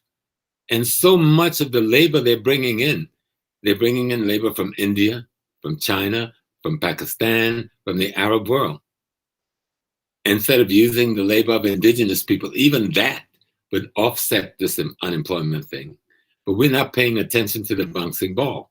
If you go to Kenya, to its major cities, and you walk into any of its beautiful beaches and hotels, almost 100% is owned by foreigners, Israelis and British and Indians. They own the beaches, they own the tourism sector. And we, Africans, if we walk into the building and we don't obviously work there, we are brutalized. Just being on the premise in Kenya. So they got our people pushed into these slums that they then take pictures of and show on these documentaries on the BBC and everything. Kenya already have the capital that you can set up a tent city 10 miles away and erase all those slums in 2 days with bulldozers and rebuild them into real communities. Let the people you move from the slums become the laborers to rebuild a new community. You're looking for a good model. Go to Rwanda and look at Paul Kagame and the government of Rwanda and see what they're doing and see how they're building. And they've made it clear to the imperialists, you have already proven to me through leading a genocide where you hid your hands what you will do. You won't do it again. You won't do it again. We have models. Remember, we had an election a few years ago in the Congo, and Kabila lost the elections. But the Americans and the American corporate structure forced the new government to take Kabila on as a co-president. Who the hell does that? Just to ensure that the corporate raiders could continue stealing from the Congo at the rate they're doing, murdering, in the Congo, more of our women have been molested and murdered in the last 2 years than in all of the rest of the world. That's true. And no news station carries it. Nobody talk about the brutalization, the damage, the murder, the mayhem. But the American corporate structure, the Canadian corporate structure, the British corporate structure is paying for that. The French, the Belgian corporate structures. They've got the beautiful freeways that go straight from the mine to the airport or the mine to the port. But then you have a dirt road going into your town. You have a good hospital there for your foreign workers. But I have to beg for medicine for the common cold if I'm Congolese. If I'm living in Kasai with the Luba, I have no electricity, I have no running water, I have no road. But you can come in with your big fancy trucks with the big wheels and take my gold and go and come as you will. It should be in our mantra, freedom or death. Our great father Dessalines, who led the revolution in Haiti, made that the mantra of the Haitian Revolution, freedom or death. And freedom is defined as being shackled to your identity, its goals, its principles in a continuum. There's no time for nothing else. If you want to leave your children and your grandchildren something more than the tyranny that is our everyday life, even when we have a job and a home and so forth, if your brothers and sisters are in tyranny, you are in tyranny. Unless you're going to hide behind your home, which most of us do, and watch your TV and go out to your little nightclub and sneak back into your home and pretend you don't see your brothers and sisters suffering. I belong to you, look on me. You belong to me, look on me. If you hurt, I hurt. If you cry, I cry. If you need, I need. Because I'm African, because you're African. Thank you very much, Prof. I mean, this is very like even the comments that I'm reading from here, everybody's just saying this is the truth. This is the masterpiece. Of course, the Pan-African Daily TV is the educational media. Yeah, as so we're not just entertaining here, we're educating, informing ourselves, and learning from our great scholars about colonialism, Africa before that, ancient history, and also what is it that we can do to repair this. And we have seen, like on the topic of today, the kind of brutal way with which we murder each other, even the way we fight ourselves is just not normal. And so, but from our just our physical eyes, we still go ahead to promote the hate, the self-hate, doing something for your brother or your sister and thinking that you're doing for him, but you're just doing it for And yourself. remember, Susan, And this is all supported by the religions we are practicing that are foreign religions. They support this self-hate. They support us not loving our hair or our skin or our nose or our lips. Their religion supports this. And we are those religions. Even the food we eat in much of Africa today is the food that was designed by the colonialists. We haven't returned back. Even in Ghana, where we enjoy our kinky and our fufu, we arrived there where those starchy foods became dominant in our culture because we were working in those fields every day. We're not working in those fields every day, so none of those starchy foods are killing us, giving us high blood pressure, giving us sugar diabetes, and all kinds of things. And we have fooled ourselves that this is my indigenous food. Yes, it is a part of your indigenous food, but it wasn't something you're supposed to eat every day. But the colonialists, like they did for us in America, they filled us with rice as the main starch because they were working us in the sugarcane field and the rice field and the farm field, and we could burn all this stuff off. But now we think if you're from South Carolina, you say, oh, I'm a Geechee man, I'm a rice eater. No, you're a fool. You're committing suicide. You're eating the slave food. You're eating the colonial food, the way they taught us to do it. We need to look at even our diets. How do we eat before we met them? Why are we all suffering from high blood pressure, sugar diabetes, kidney failure? Why? It leads back to the diet. Where's the genesis of this type diet come from? And it didn't come from our ancestors. You could make anything look like yours. It's like having Black people in America. We could sing the white man religious song better than he can ever dream. It's like that one I hate. It's called, written by the slave ship man, Amazing Grace.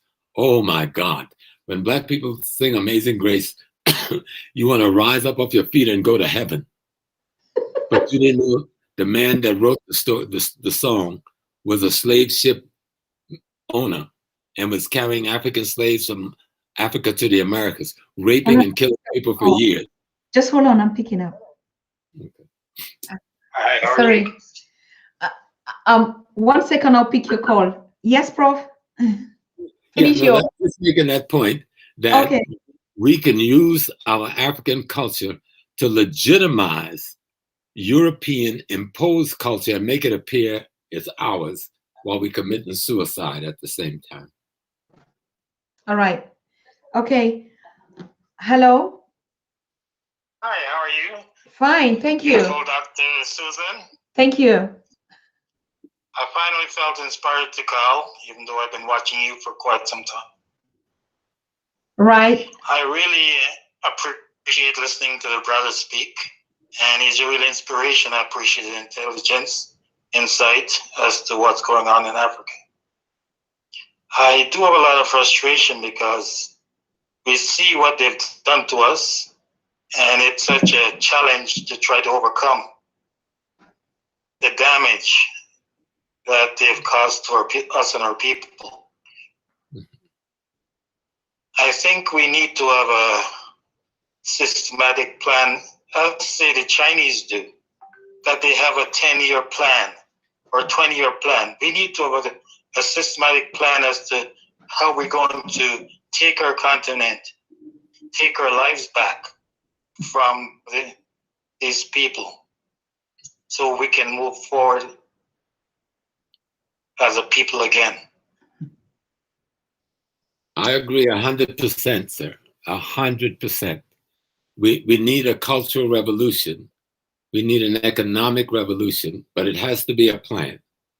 And then we have to implement it step by step, that each year's goal we set, and that we work to reach those goals.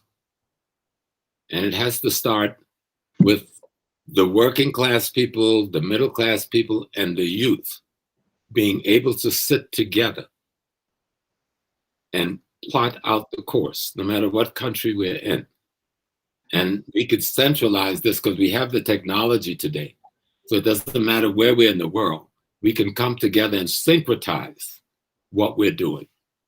And we don't have to make it too elaborate. There's only a few systems we need to take control of: the education system, the economic system, and the cultural system. And they'll allow us to deal with the other elements like government and religion and so forth. Hold on. Yes, I don't know what happened there. Okay. I was disconnected. Yeah, because it's a call that came in. But could you hear him? Yes, not really, because I couldn't hear him anymore. I couldn't turn my computer off. Okay. Even though I was watching.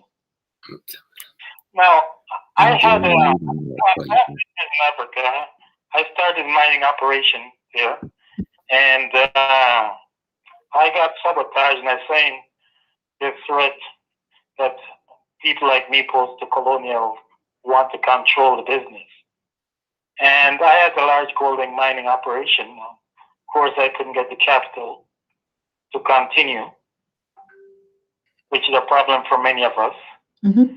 And you can see the Chinese were mining the gold and the Indians, but for a black man trying to do an operation like that, which is capital intensive, it's a real headache. It is. We definitely need to work together. Yes. And we can start, my brother, you know, because I have the same thing. I have a business, a small business, just a hotel business in Ghana. But just to try to get capital to upgrade after going through, you know, the 08 crash, the 010 crash, the Ebola situation, and now the COVID. And we can't get the kind of capital that the Indians, the Arabs, the Chinese, and others can bring in to finance their enterprises. And so one of the things I really push heavy on, and people haven't been paying attention, I'm a traditionalist in almost all the sense, but there are addendums. I'm also a Freemason. And you being a businessman in Africa, you know, many of us are Freemasons. So why can't we come together just at that level of the Freemasonic Brotherhood? Or come together at the Rosicrucian Brotherhood? Ufudwani proved that it could work in Cote d'Ivoire. As long as Ufud was alive, it worked because the West was not able to get in between that brotherhood. But we need to use every weapon we've got, every tool we've got. And for those of us who are a member of the indigenous societies, secret societies, that we've marginalized, like in Ghana, we've so marginalized the Asafo companies. Why not re-energize and reinvent the Asafo companies so that we can organize the youth of every village around fundamental principles that could allow us to put into place a 10-year plan, a 20-year plan, a 30-year plan. But we've got to find the model. You know, the Chinese uses their communist structure, their socialist structure. The European use their exploitative capitalist structure and their laissez-faire economic structure. We need to use what we have. We have the lodges all over our countries. Francophone countries have all the same lodges that you have in the Anglo countries. We've got the Asafo companies, the youth companies in the villages, but we've allowed them to fall apart. Let's go back to basics. Let's organize the Asafo company at the very village level and into the towns. Let's create the rites of passage program for those children starting at 7 and 8 years old. But by the time they're teenagers, we are in charge of their destiny and what they will study in the schools. And then let's start learning those who are in the middle class and what we call the upper class. Let's start pooling our monies in such a way. If the banking system in place won't allow us to borrow capital, let's come up with another mean of capital accumulation that would allow us to finance the projects we have to finance. Because it's a shame. And I know many African brothers and sisters in villages who have gold, but can't get the equipment to mine it, can't get the equipment to buy the chemicals they need, et cetera, or to pay the salaries. While those who are coming from the East and Europe can come with the money in hand. Mhm. I'd like to talk to you more personally, Professor Small. It's possible I will share a phone number or something. Yes, I will. Susan, and she'll give you my number. I will give it. Okay, excellent. Yes. Okay. Thank you very much. Thank you too. Thank you. All right. Yeah. Bye. Okay. 10 years plan. Right. So that was okay. I also was I'm laughing because I get some comments in the chat. We'll pick this last call because we're rounding up, and yeah, we give the floor to Professor James to round up. There is a call coming out here. Hello. Hello. Hello. Yes. Am I talking to Susan or who am I talking to? Yes, you're calling on the Pan-African Daily. Yes, I am. I have a question for Professor. I've actually gotten through. Yes, Is it possible? it is possible, but you need to turn the volume of the show, the Pan-African Daily show that you're watching, so that we can hear you. Okay, no problem. Hello? Yes, perfect. Go ahead and ask your question. The professor is listening. Oh, good one. I am on. I thought I was talking to your sister. I am very sorry. One, thank you very much, Susan, for just putting this together and just getting all these great minds here. One, I agree that we have our minds. We need to detox and reboot. But one of my questions for Professor is, personally, how do I reconcile, or how do we reconcile with our Christian upbringing and my deep urge for my traditions? You know, I have always been very proud of my African heritage and being an African, you know. How do I reconcile what is in me as because I was brought up in a very Catholic scenario, and my mom passed away as a prayer warrior, you know. But they never denied me. I was exposed to both, you know, traditional and whatever. It was up to me. How do I reconcile that? I've been trying when I've been in the Netherlands to wipe off whatever education they gave me, but we all know that's not possible. How do I do that? And there's another thing Professor said, and thank you, Professor, for your like where we are at, wherever in the world we are at. I'm lucky that I at least came here as an old woman from Africa. And when you say we get the information from elders here, what elders are we exactly talking about? Because someone like me, I don't have family here. And second, and thirdly, there was something you said about Paul Kagame and how he runs. I have been a fan of Paul Kagame, and I know probably I'll piss off a lot of Rwandese, but that's okay with me. I remember one of the things he said was like, the reason why he can run his country the way he does is because he learns from his neighbors, i.e. Kenya. We have bungled so much, it's unbelievable. Thank you very much. That's all. Okay. Thank you. Let me try to deal with just the fundamental of your question. But Paul, one of the beautiful things about Rwanda, the majority of the parliament of Rwanda is women. Maybe that should tell us something. The majority of people running that government is African women. And maybe the other African government needs to take a hint.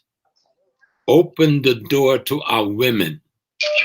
Hold on. Come with reckoning between your Christian upbringing. Much of what we call Christian upbringing is not Christian upbringing at all. It's the false notion of white supremacy masquerading as Christianity. If you truly study Christianity, since most of the document that makes up the Christian book comes from Africa to begin with, even though they've confused it and misorganized it. So study the history of Christianity. Don't confuse the Bible with the church, or the church and the Bible with the theology. They're three different things.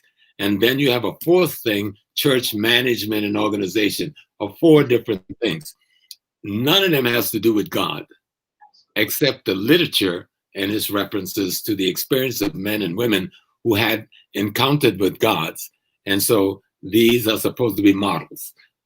At the end of the day, if you study our indigenous religion, we have all these things already. Why do we need another culture's interpretation of God? We have all these things in our indigenous tradition. They didn't destroy our tradition because it was bad.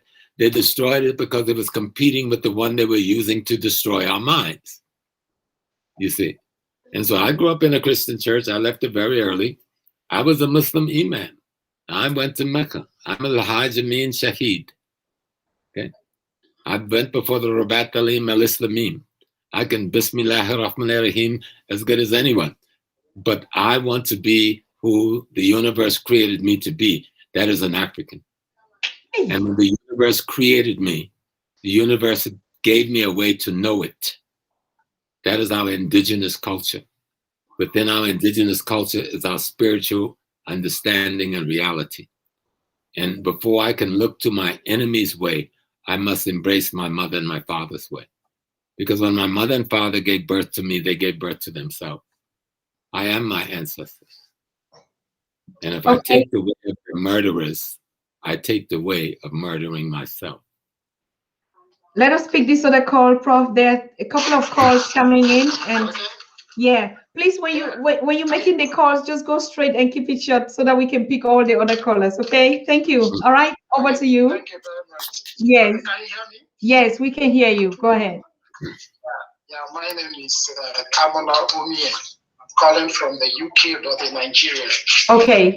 I really enjoyed the Prof. He has really made he has touched a lot of areas that have opened my eyes so far. But one thing I want to say is this. I think we as Africans, in our localities and areas, we have done a lot of talking. We know these things. We know where the problems are coming from. If we put together all those things we have so far written and mentioned by word of mouth, I do believe that our problems will have been solved. But it's high time we stop the talking and do the walking. I agree. We do this. That's just the problem. Yes. So in my opinion, I'm looking at a situation where packets of groups can be reached in all the countries, especially youth organizations. I don't know who can do that for us, but I believe that is the way forward, because talking without action is just a waste of time to me. I'm sorry for being that blunt, but we can. You're right. We can bring even the oldest person right now on the continent, but if we don't back it up with actions, I think we are only just going back to where we are coming from, and it's not going well. So, Professor, I really appreciate you. You have said enough, but can we go further than this?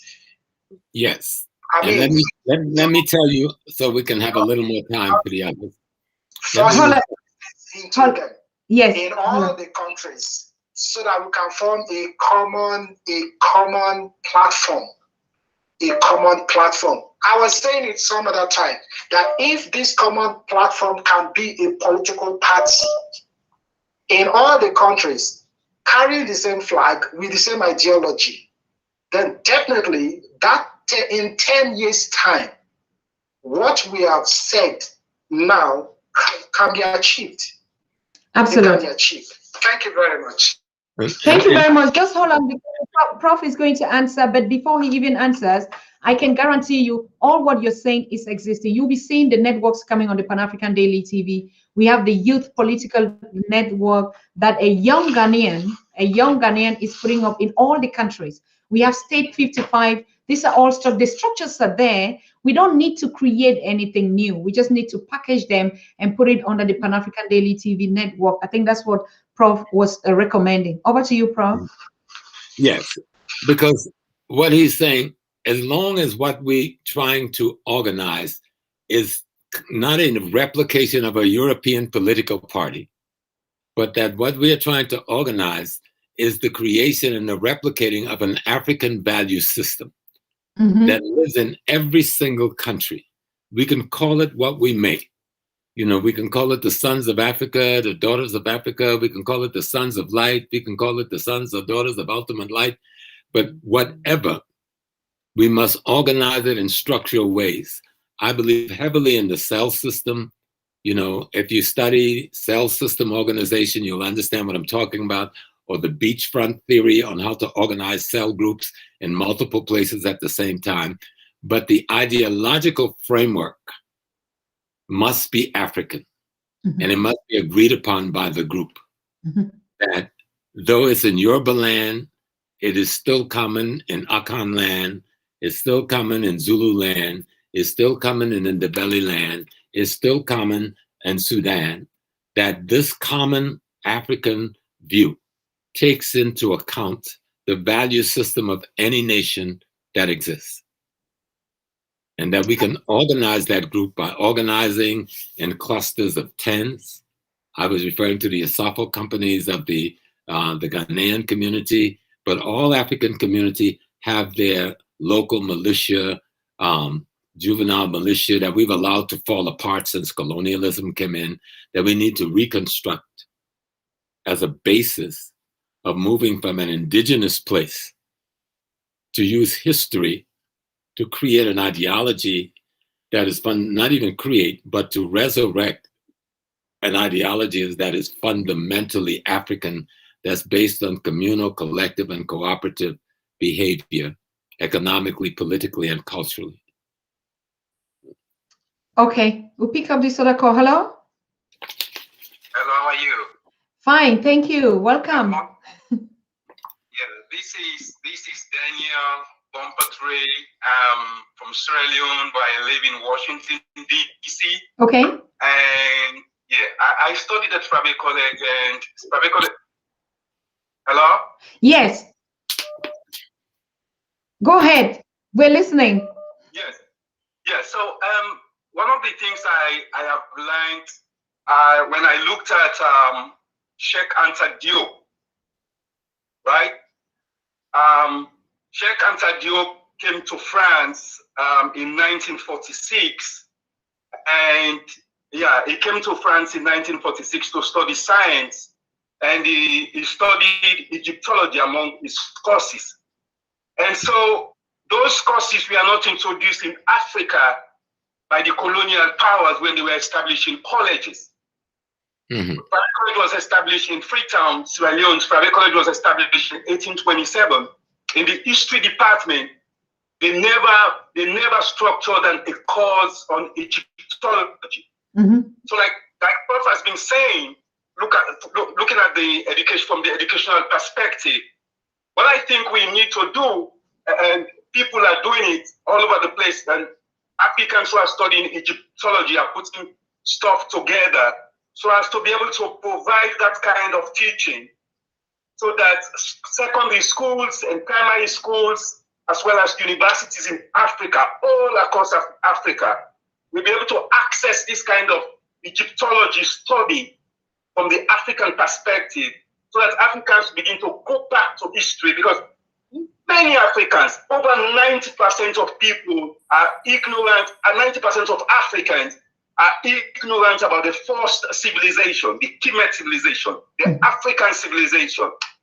And so, in getting an educational overhaul for Africa, the establishment of those courses, the designing of those courses is very, very key.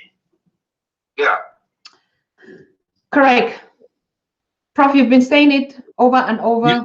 Yes, and that's what Dr. Mbanga was talking about yesterday in the Pan-African University in Congo-Brazzaville that was open 4 weeks ago, that we're talking about bringing the totality of an African curricula, dealing with ancient Kemet, ancient Kerma, ancient Nubia, the ancient civilization of the Swahili states, the ancient civilization of Monomotapa in Southern Africa, the great Zimbabwe civilization, the great Zulu civilization, and coming right on up to the great civilizations of the Cameroon, of the Ghana, of what we now call Nigeria, and so forth. We have all kinds of models of how to construct the African state based on communal, collective, cooperative behavior. That will be a different kind of state. It's not socialism, it's not Marxism, it's not capitalism. It is an African human beingness-ism, you see, that has God at the center, but God is, in the African context, God is not an, what's that word? A remove anomaly. The Africans feel that they're a part of the being of God itself, that we share in the God beingness, and thus are totally obligated to the totality of the principle of the divine itself. And so when we begin to get serious about teaching African history and culture, and I think the university that has been established in Congo-Brazzaville will be a model to set the curricula for other universities like the one in Sierra Leone, the one in Cote d'Ivoire, the ones in Ghana and Kenya and other places, to begin to adopt this new African curricula, where the world is viewed from an African perspective, where the world is seen from an African worldview, where the world is judged by an African value system based on the historical experience that the Africans have explained to be their experience. And he even went up to say that apart from just the university, they're going to break these structures down to the primary and secondary school level. So, brother, your question is answered. We have to look forward. I mean, he will be coming on the show, not only him, but the Pan-African Daily TV. We're so humbled to be a partner to this program and this university to disseminate all this information coming to spread it across us. Hello? Hello, can you hear me? Yes, sir. I was listening to the professor. He touched on some points that I really want him to expand on. Very, very, very quite key points as well. The points are the ideological framework that he's referring to. The ideological framework is Pan-Africanism. This is the framework we need, because this is the framework that gave us independence. The mission is not completed. We need to revive it. That's the ideological framework we need. And number two is the point where he talks about, do we need a cultural revolution or do we need an economic revolution? Can we do them both? Which one should we put most of our energy on? Because sometimes you can work, sometimes you can work on your culture, but if you don't have the economical might to rise and display all the excellence about you, you know, the point is you can love yourself as much as you can. We've been doing that. But what we need to uplift ourselves as well economically, so we can show that we can show love to each other, you know. You can say you love your brother at heart, but at the end of the day, you need to demonstrate that you love him by what you can do for him. And you know, that's why, do we focus on cultural or economical? Which one is? So sorry, that was.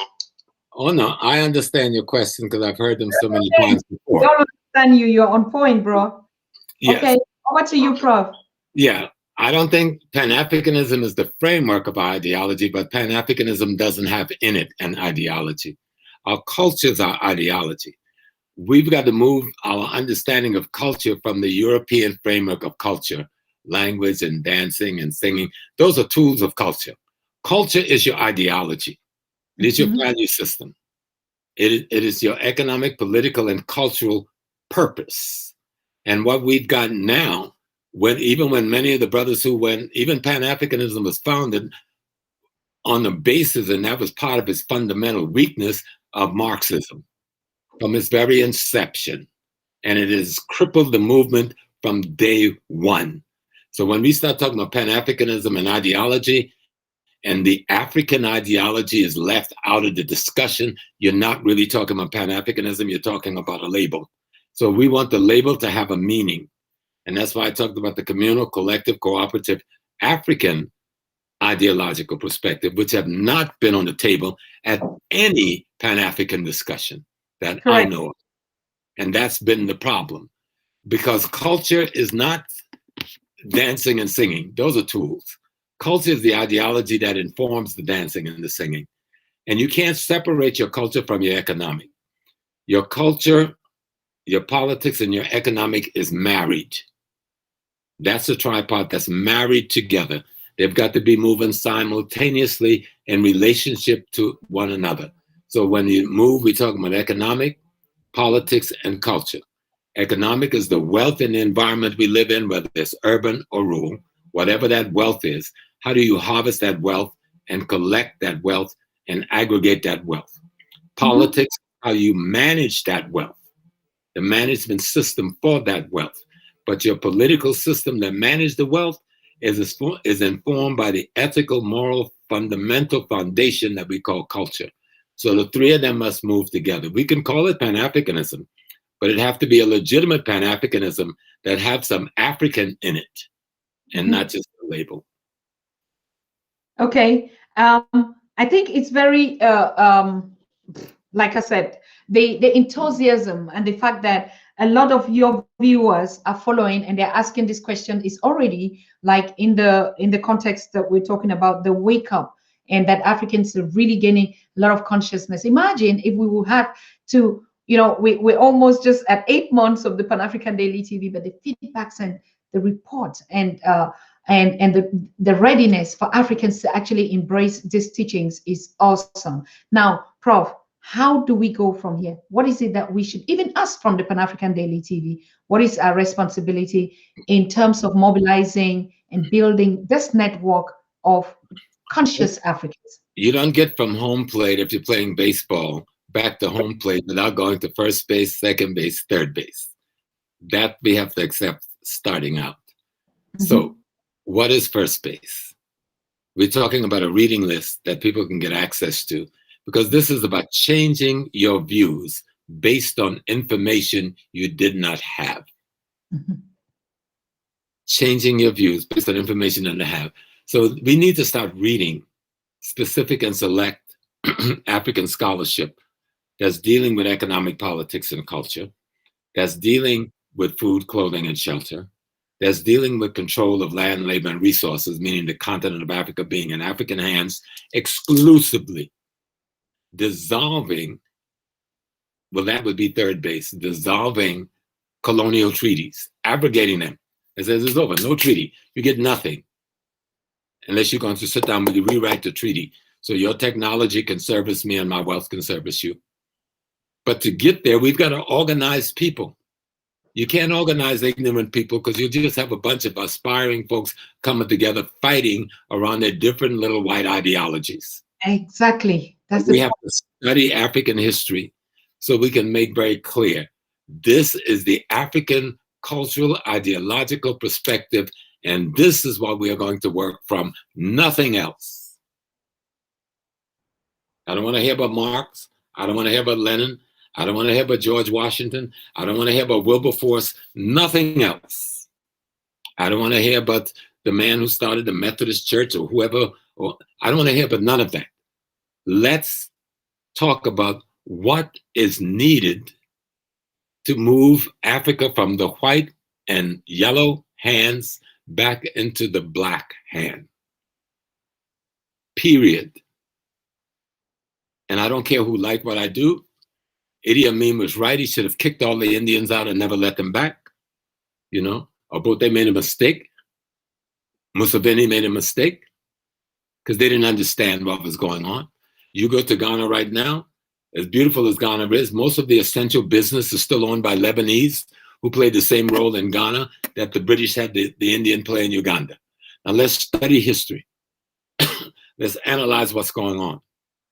Why these people of color from other Asian lands was brought in by the colonialists to be the people who ran the wholesale and retail infrastructure in our countries. And when those colonialists left, these people were still left controlling the economies of our country, still tied in with the same colonialists. Let's start there, teaching the truth. And let's withhold capital. Hold our capital. I'm not shopping with you if you're Lebanese. I'm not shopping with you if you're Indian. I don't care. I'm not shopping with you because you're not investing your money in Africa. You're not investing your money in Africans. So I will no longer shop with you. Your store will rot of its produce. I will shop with the African woman down on the street, but I will have a conversation with her and tell her, if you want our business, here's what you need to do. If you don't do it, we will not shop with you either. We have capital. Just in Black America alone, we spend $1 trillion+ every year with our enemy. In Africa, we spend more with the stores and enterprises owned by our enemies. Let's stop it. Let's organize in cell groups. Let's reorganize our philosophical companies. Let's reorganize our women's societies and our rites of passage societies, which still exist all over Africa. If the intellect is so damn smart, put on your sandals and go back to your village with your smarts and learn the institutions that's still there and revitalize those institutions to organize our people. You don't have to recreate it. It's already there. But you don't want to wear sandals. You want to wear your Stacey Adams shoes, and you don't want to get any dust on it. Anyway. Powerful. Best of the best. I mean, standing ovation, my king. I mean, you speak and it pierces us. That's the reality. It's not about being hard, but an African king with command, with truth and love, of course. Who doesn't feel this truth? Who wants to disagree? No one. Because that's exactly what you said, Prof, today in the afternoon when we had a conversation. You shared, you shout out and you're like, truth. Truth is what is going to liberate the Africans. And what is the truth? That's also another question. So yes, thank you. And I'm very happy I have you on a standby now. Now that you are sitting exactly just where you're helping me to get better from my surgery. So I'm exactly. That's what I'm saying. That's what I'm saying. That we're so happy that we have you for the next. Let me make one comment, Susan. There was real quick. Some man sent a note in the thing about the Masons and babies. Stop being silly. Stop being childish. Read about Masonry. Study its history. It comes right up out of Africa. Don't be children based on little idiosyncrasy you see on the internet. Get in a library or find someone in your community who's a Mason. That's the only way you'll know. You can't say you know what you don't know, because you can walk in there and you have to walk between the legs of two legs of a Black woman to enter there. They may call them pillows if they want to. The journey is about you becoming a human being again. And so have the whites stolen it? Of course. And we've stolen it back, of course. I'm not interested in what they do with it in Britain. You can give me an automobile and I can do with it what I want, and I can give it to you and you can do with what you want. Don't confuse the automobile with what I do with the automobile. One of the dictums of Freemasonry is to make a good man better. And it's a society that's teaching African principle, values, and concepts straight out of Kemet. I have a whole lecture with 200 slides on Africa, mother of Freemasonry. No, we have to do that, because I myself, I hear some of these words and I think, yes, we don't want to blame ourselves. We don't know. And that was what we don't know. The other day, like, let's just shut up. These people run the world. there's nobody in Ghana or Nigeria or Kenya of any status that don't belong to this organization. Do you hear me? Now, maybe they're lost and they're backwards and their arrogance and their ego and their money. But does that mean because he doesn't know how to drive the ship, you're going to leave him to drive the ship? Take control of the ship yourself and drive it then. If you want a better ship, if you want a better voyage. But you can't sit there and say, oh, let him drive the ship while you complain on how bad a driver he is. Then you drive the ship. And Masonry is just a ship. We have to we have to learn about that. I mean, we're learning, like we're babies. We just have to wipe our brains. And please, yes, it is so fascinating. And I want to thank the chat and the commentators. You've been so novel. We haven't heard that you abuse any community standard by your chats and comments. So I'm really applauding and congratulating all of you that have been commenting very, very, according to community standards on the platforms that we're using. That's also another factor to prove that our audience on the Pan-African Daily TV is the right audience. You are not in a mistake. You're not here to listen to entertainment or to just listen to blah, blah. No, you're here because you want to build the Africa. And all what we're needing or expecting from us to do is actually to follow the ways of our ancestors and our elders, like Prof is saying. So we have a lot to learn. It is better. Don't just say something that you don't know. That's what I learned. That's how I learned it. Like I was like, oh, what? Because we've been taught and all these things, just like the witchcraft, they've taught us. And exactly that's where their power is, the money that they take from us. But now what did they do? They blacklisted and we hate it, and witchcraft is. I'm really looking forward to know more about that. And I think, yes, we will get into that conversation. Prof, it is a wonderful pleasure. I don't want to keep you so much. I know you're still also not really fit, but Rutendo just text a message and said, I should give you a warm, big arm. Like if you were there, I would have been, I don't know, the African cuddling. Thank you.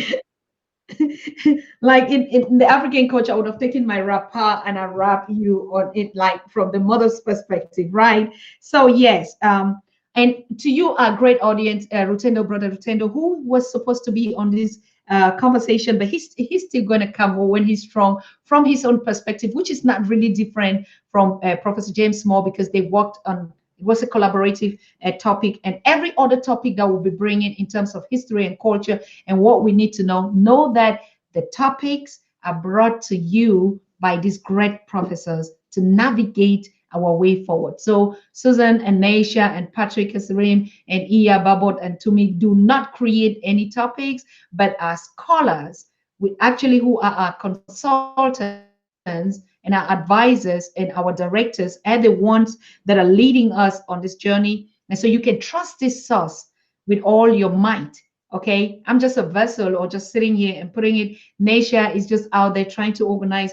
Patrick is out there trying to put out just a small class, but back up with the biggest brains and the powers that we need to take us from where we are. So I want to thank all of you. Prof, I have to pick this call from Malawi. Hello. Hello. Yes. Hi, Dr. Susan. I don't want to keep you long, and I don't want to. You already saying your bye-byes, but I just wanted to say the first 2 or 3 days we have been blessed with Professor John Swartz. You have been there. We do really appreciate every day with you. It's a learning process. I know we need, as the previous caller said, we need to start taking action, putting things in practice. But I could testify, like one of them is the university, Pan-African University, which has been opened up in Congo. Yes. So you have heard of it, which we are listening about yesterday. Mm-hmm. So this is one of the actions which is being taken. So it's a slow process. We understand. But at the same time, we need to open up the minds of our people. The mind of the people, our people, the mind is so colonized. So it needs to open up. One day I sent a video of you, Dr. Professor, to my sister in Malawi. So she was listening. She said, I said, my sister, listen to this. And then it was so good. And she was listening. She said, but I can't understand accent. I said, yeah, no, but he's one of our ancestors. He's in America. So the accent has to be American. So what you need to do is listen to it over and over and over again. Then you understand what the professor is talking about. See, so it's the things that we need to open our. You being there, you're opening up mind to the people. It's very, very important. Our minds needs to open up as well. And in the past 3 days, I just said to myself, open university, we'll graduate. Professor said, we will all graduate. Thank you so much. I don't want to keep you long, but I just appreciate for what you're doing. I always follow you, and I will always follow you. You are one of the people, the few people left who are doing great work to open up the mind of our brothers and sisters on the continent and I know and the world all over. So the good work you're doing, I do appreciate. Thank you very much. I appreciate. You have brought him out for the past 3 days. We have learned, but we're still learning. Open University. Thank you so much. We are learning new things which we never learned in school. And at the same time, we are reversing the things, the wrong things that we learned in school. So, which is a double win. Thank you so much, Professor James Small. Appreciate your time. Thank you. Thank you. Thank you. I love to Malawi, this beautiful city and this beautiful people out there. Give our love back to Malawi, okay? Thank you so very much. Prof, I have a question. It's not a question, it's a feedback. Oh, I think he left us. And yeah, as a matter of fact, I think we already at the at the end of the show. But I wanted to give a feedback that I had from some of our followers asking when are the Pan-African Daily TV staunch followers going to get their certificate of what they have learned. Yes, we're going to come up during the first anniversary of Pan-African Daily TV, which is coming up in April. Yes, in April. And we're going to put a curriculum out there. If you fill it and you pass it from all what you've been learning on the Pan-African Daily TV about African consciousness in every conversation, we're going to put out questionnaires out there, and he or she that would get to the margin bottom of it, you're going to get your certificate. So I want to thank all of you. So if you are new and you want to participate, what are you going to do? Just go through all our YouTube channel and watch the conversations and learn, because we're going to pick all the questions from all the conversations that we've been hosting for the past 1 year when we'll be celebrating the first anniversary. So I want to thank you. And yes, some people are going to get certification for just being here and keeping us company and making us laugh. Coffee Zuma, I know, he already know. Koboko Sauce and all the team and followers, everyone is at least going to get something, but we are going to get to that point. What is it that I learned in 1 year on the Pan-African Daily that has changed my thinking, that has brought consciousness of who I am, and that is directing me in the right directions. So the professors are setting out all these questions out here. Be ready for it. It's going to come out around the middle of March or beginning of April. So yes, we'll keep you informed about that. Hey, Prof, you're back? No? Oh, okay. I'm sorry. We're still watching the past one. So he can't be back right now. So yes, tomorrow, as I said, we're going to have a conversation with King Bungane III of the Embo Kingdom. You can already research it and maybe bring along your pen and your paper. Every other conversations that we'll be having here would actually be educative and how do I want to put it? Oh my God. But you know what I mean, right? It's going to be a conversation in which you would need to write a book down, or you would need to take a quotation, or you need to just get some reference. Okay. Yes, I know the video is going to be a way you can always tap into it, but of course, just take your pen and your paper. These are professors, you know how they like books, and we've not been reading. That's even why we are where we are today. So yes, make sure you get your pen and paper and you can put down some points. If we forget something, we'll be getting back. So King Bungane III of Embo Kingdom. And this kingdom is an original, I think they originate from the Congos, as they say, and is very influential. As a matter of fact, it's Maponga Joshua. Shout out to Marara, the king third, yeah, from the Zimbabwe kingdom that put me into contact with King Bongane and said, he must be on the Pan-African deity. You and me, we trust Joshua, isn't it? Yes, people might disagree with Joshua, no problem. But as we say, the truth is the truth. And when you listen to our conversations with our professors and our scholars, our voices, the truth speaks to you. We have that spirit as Africans of discernment to understand what is right, what is not right, and what we take, what we don't take. So yes, it was a reference from Maponga Joshua to get King Bongane here. So just come up with a little bit of, questions or something like that about our kingdoms from the reality of African, what happened. We're not going to get into political discussions because we know most of these kings also are also dealing with, but we want to know, for instance, how do they negotiate land with non-Africans? And how can the diaspora that has been ripped off get land that belongs to them for free?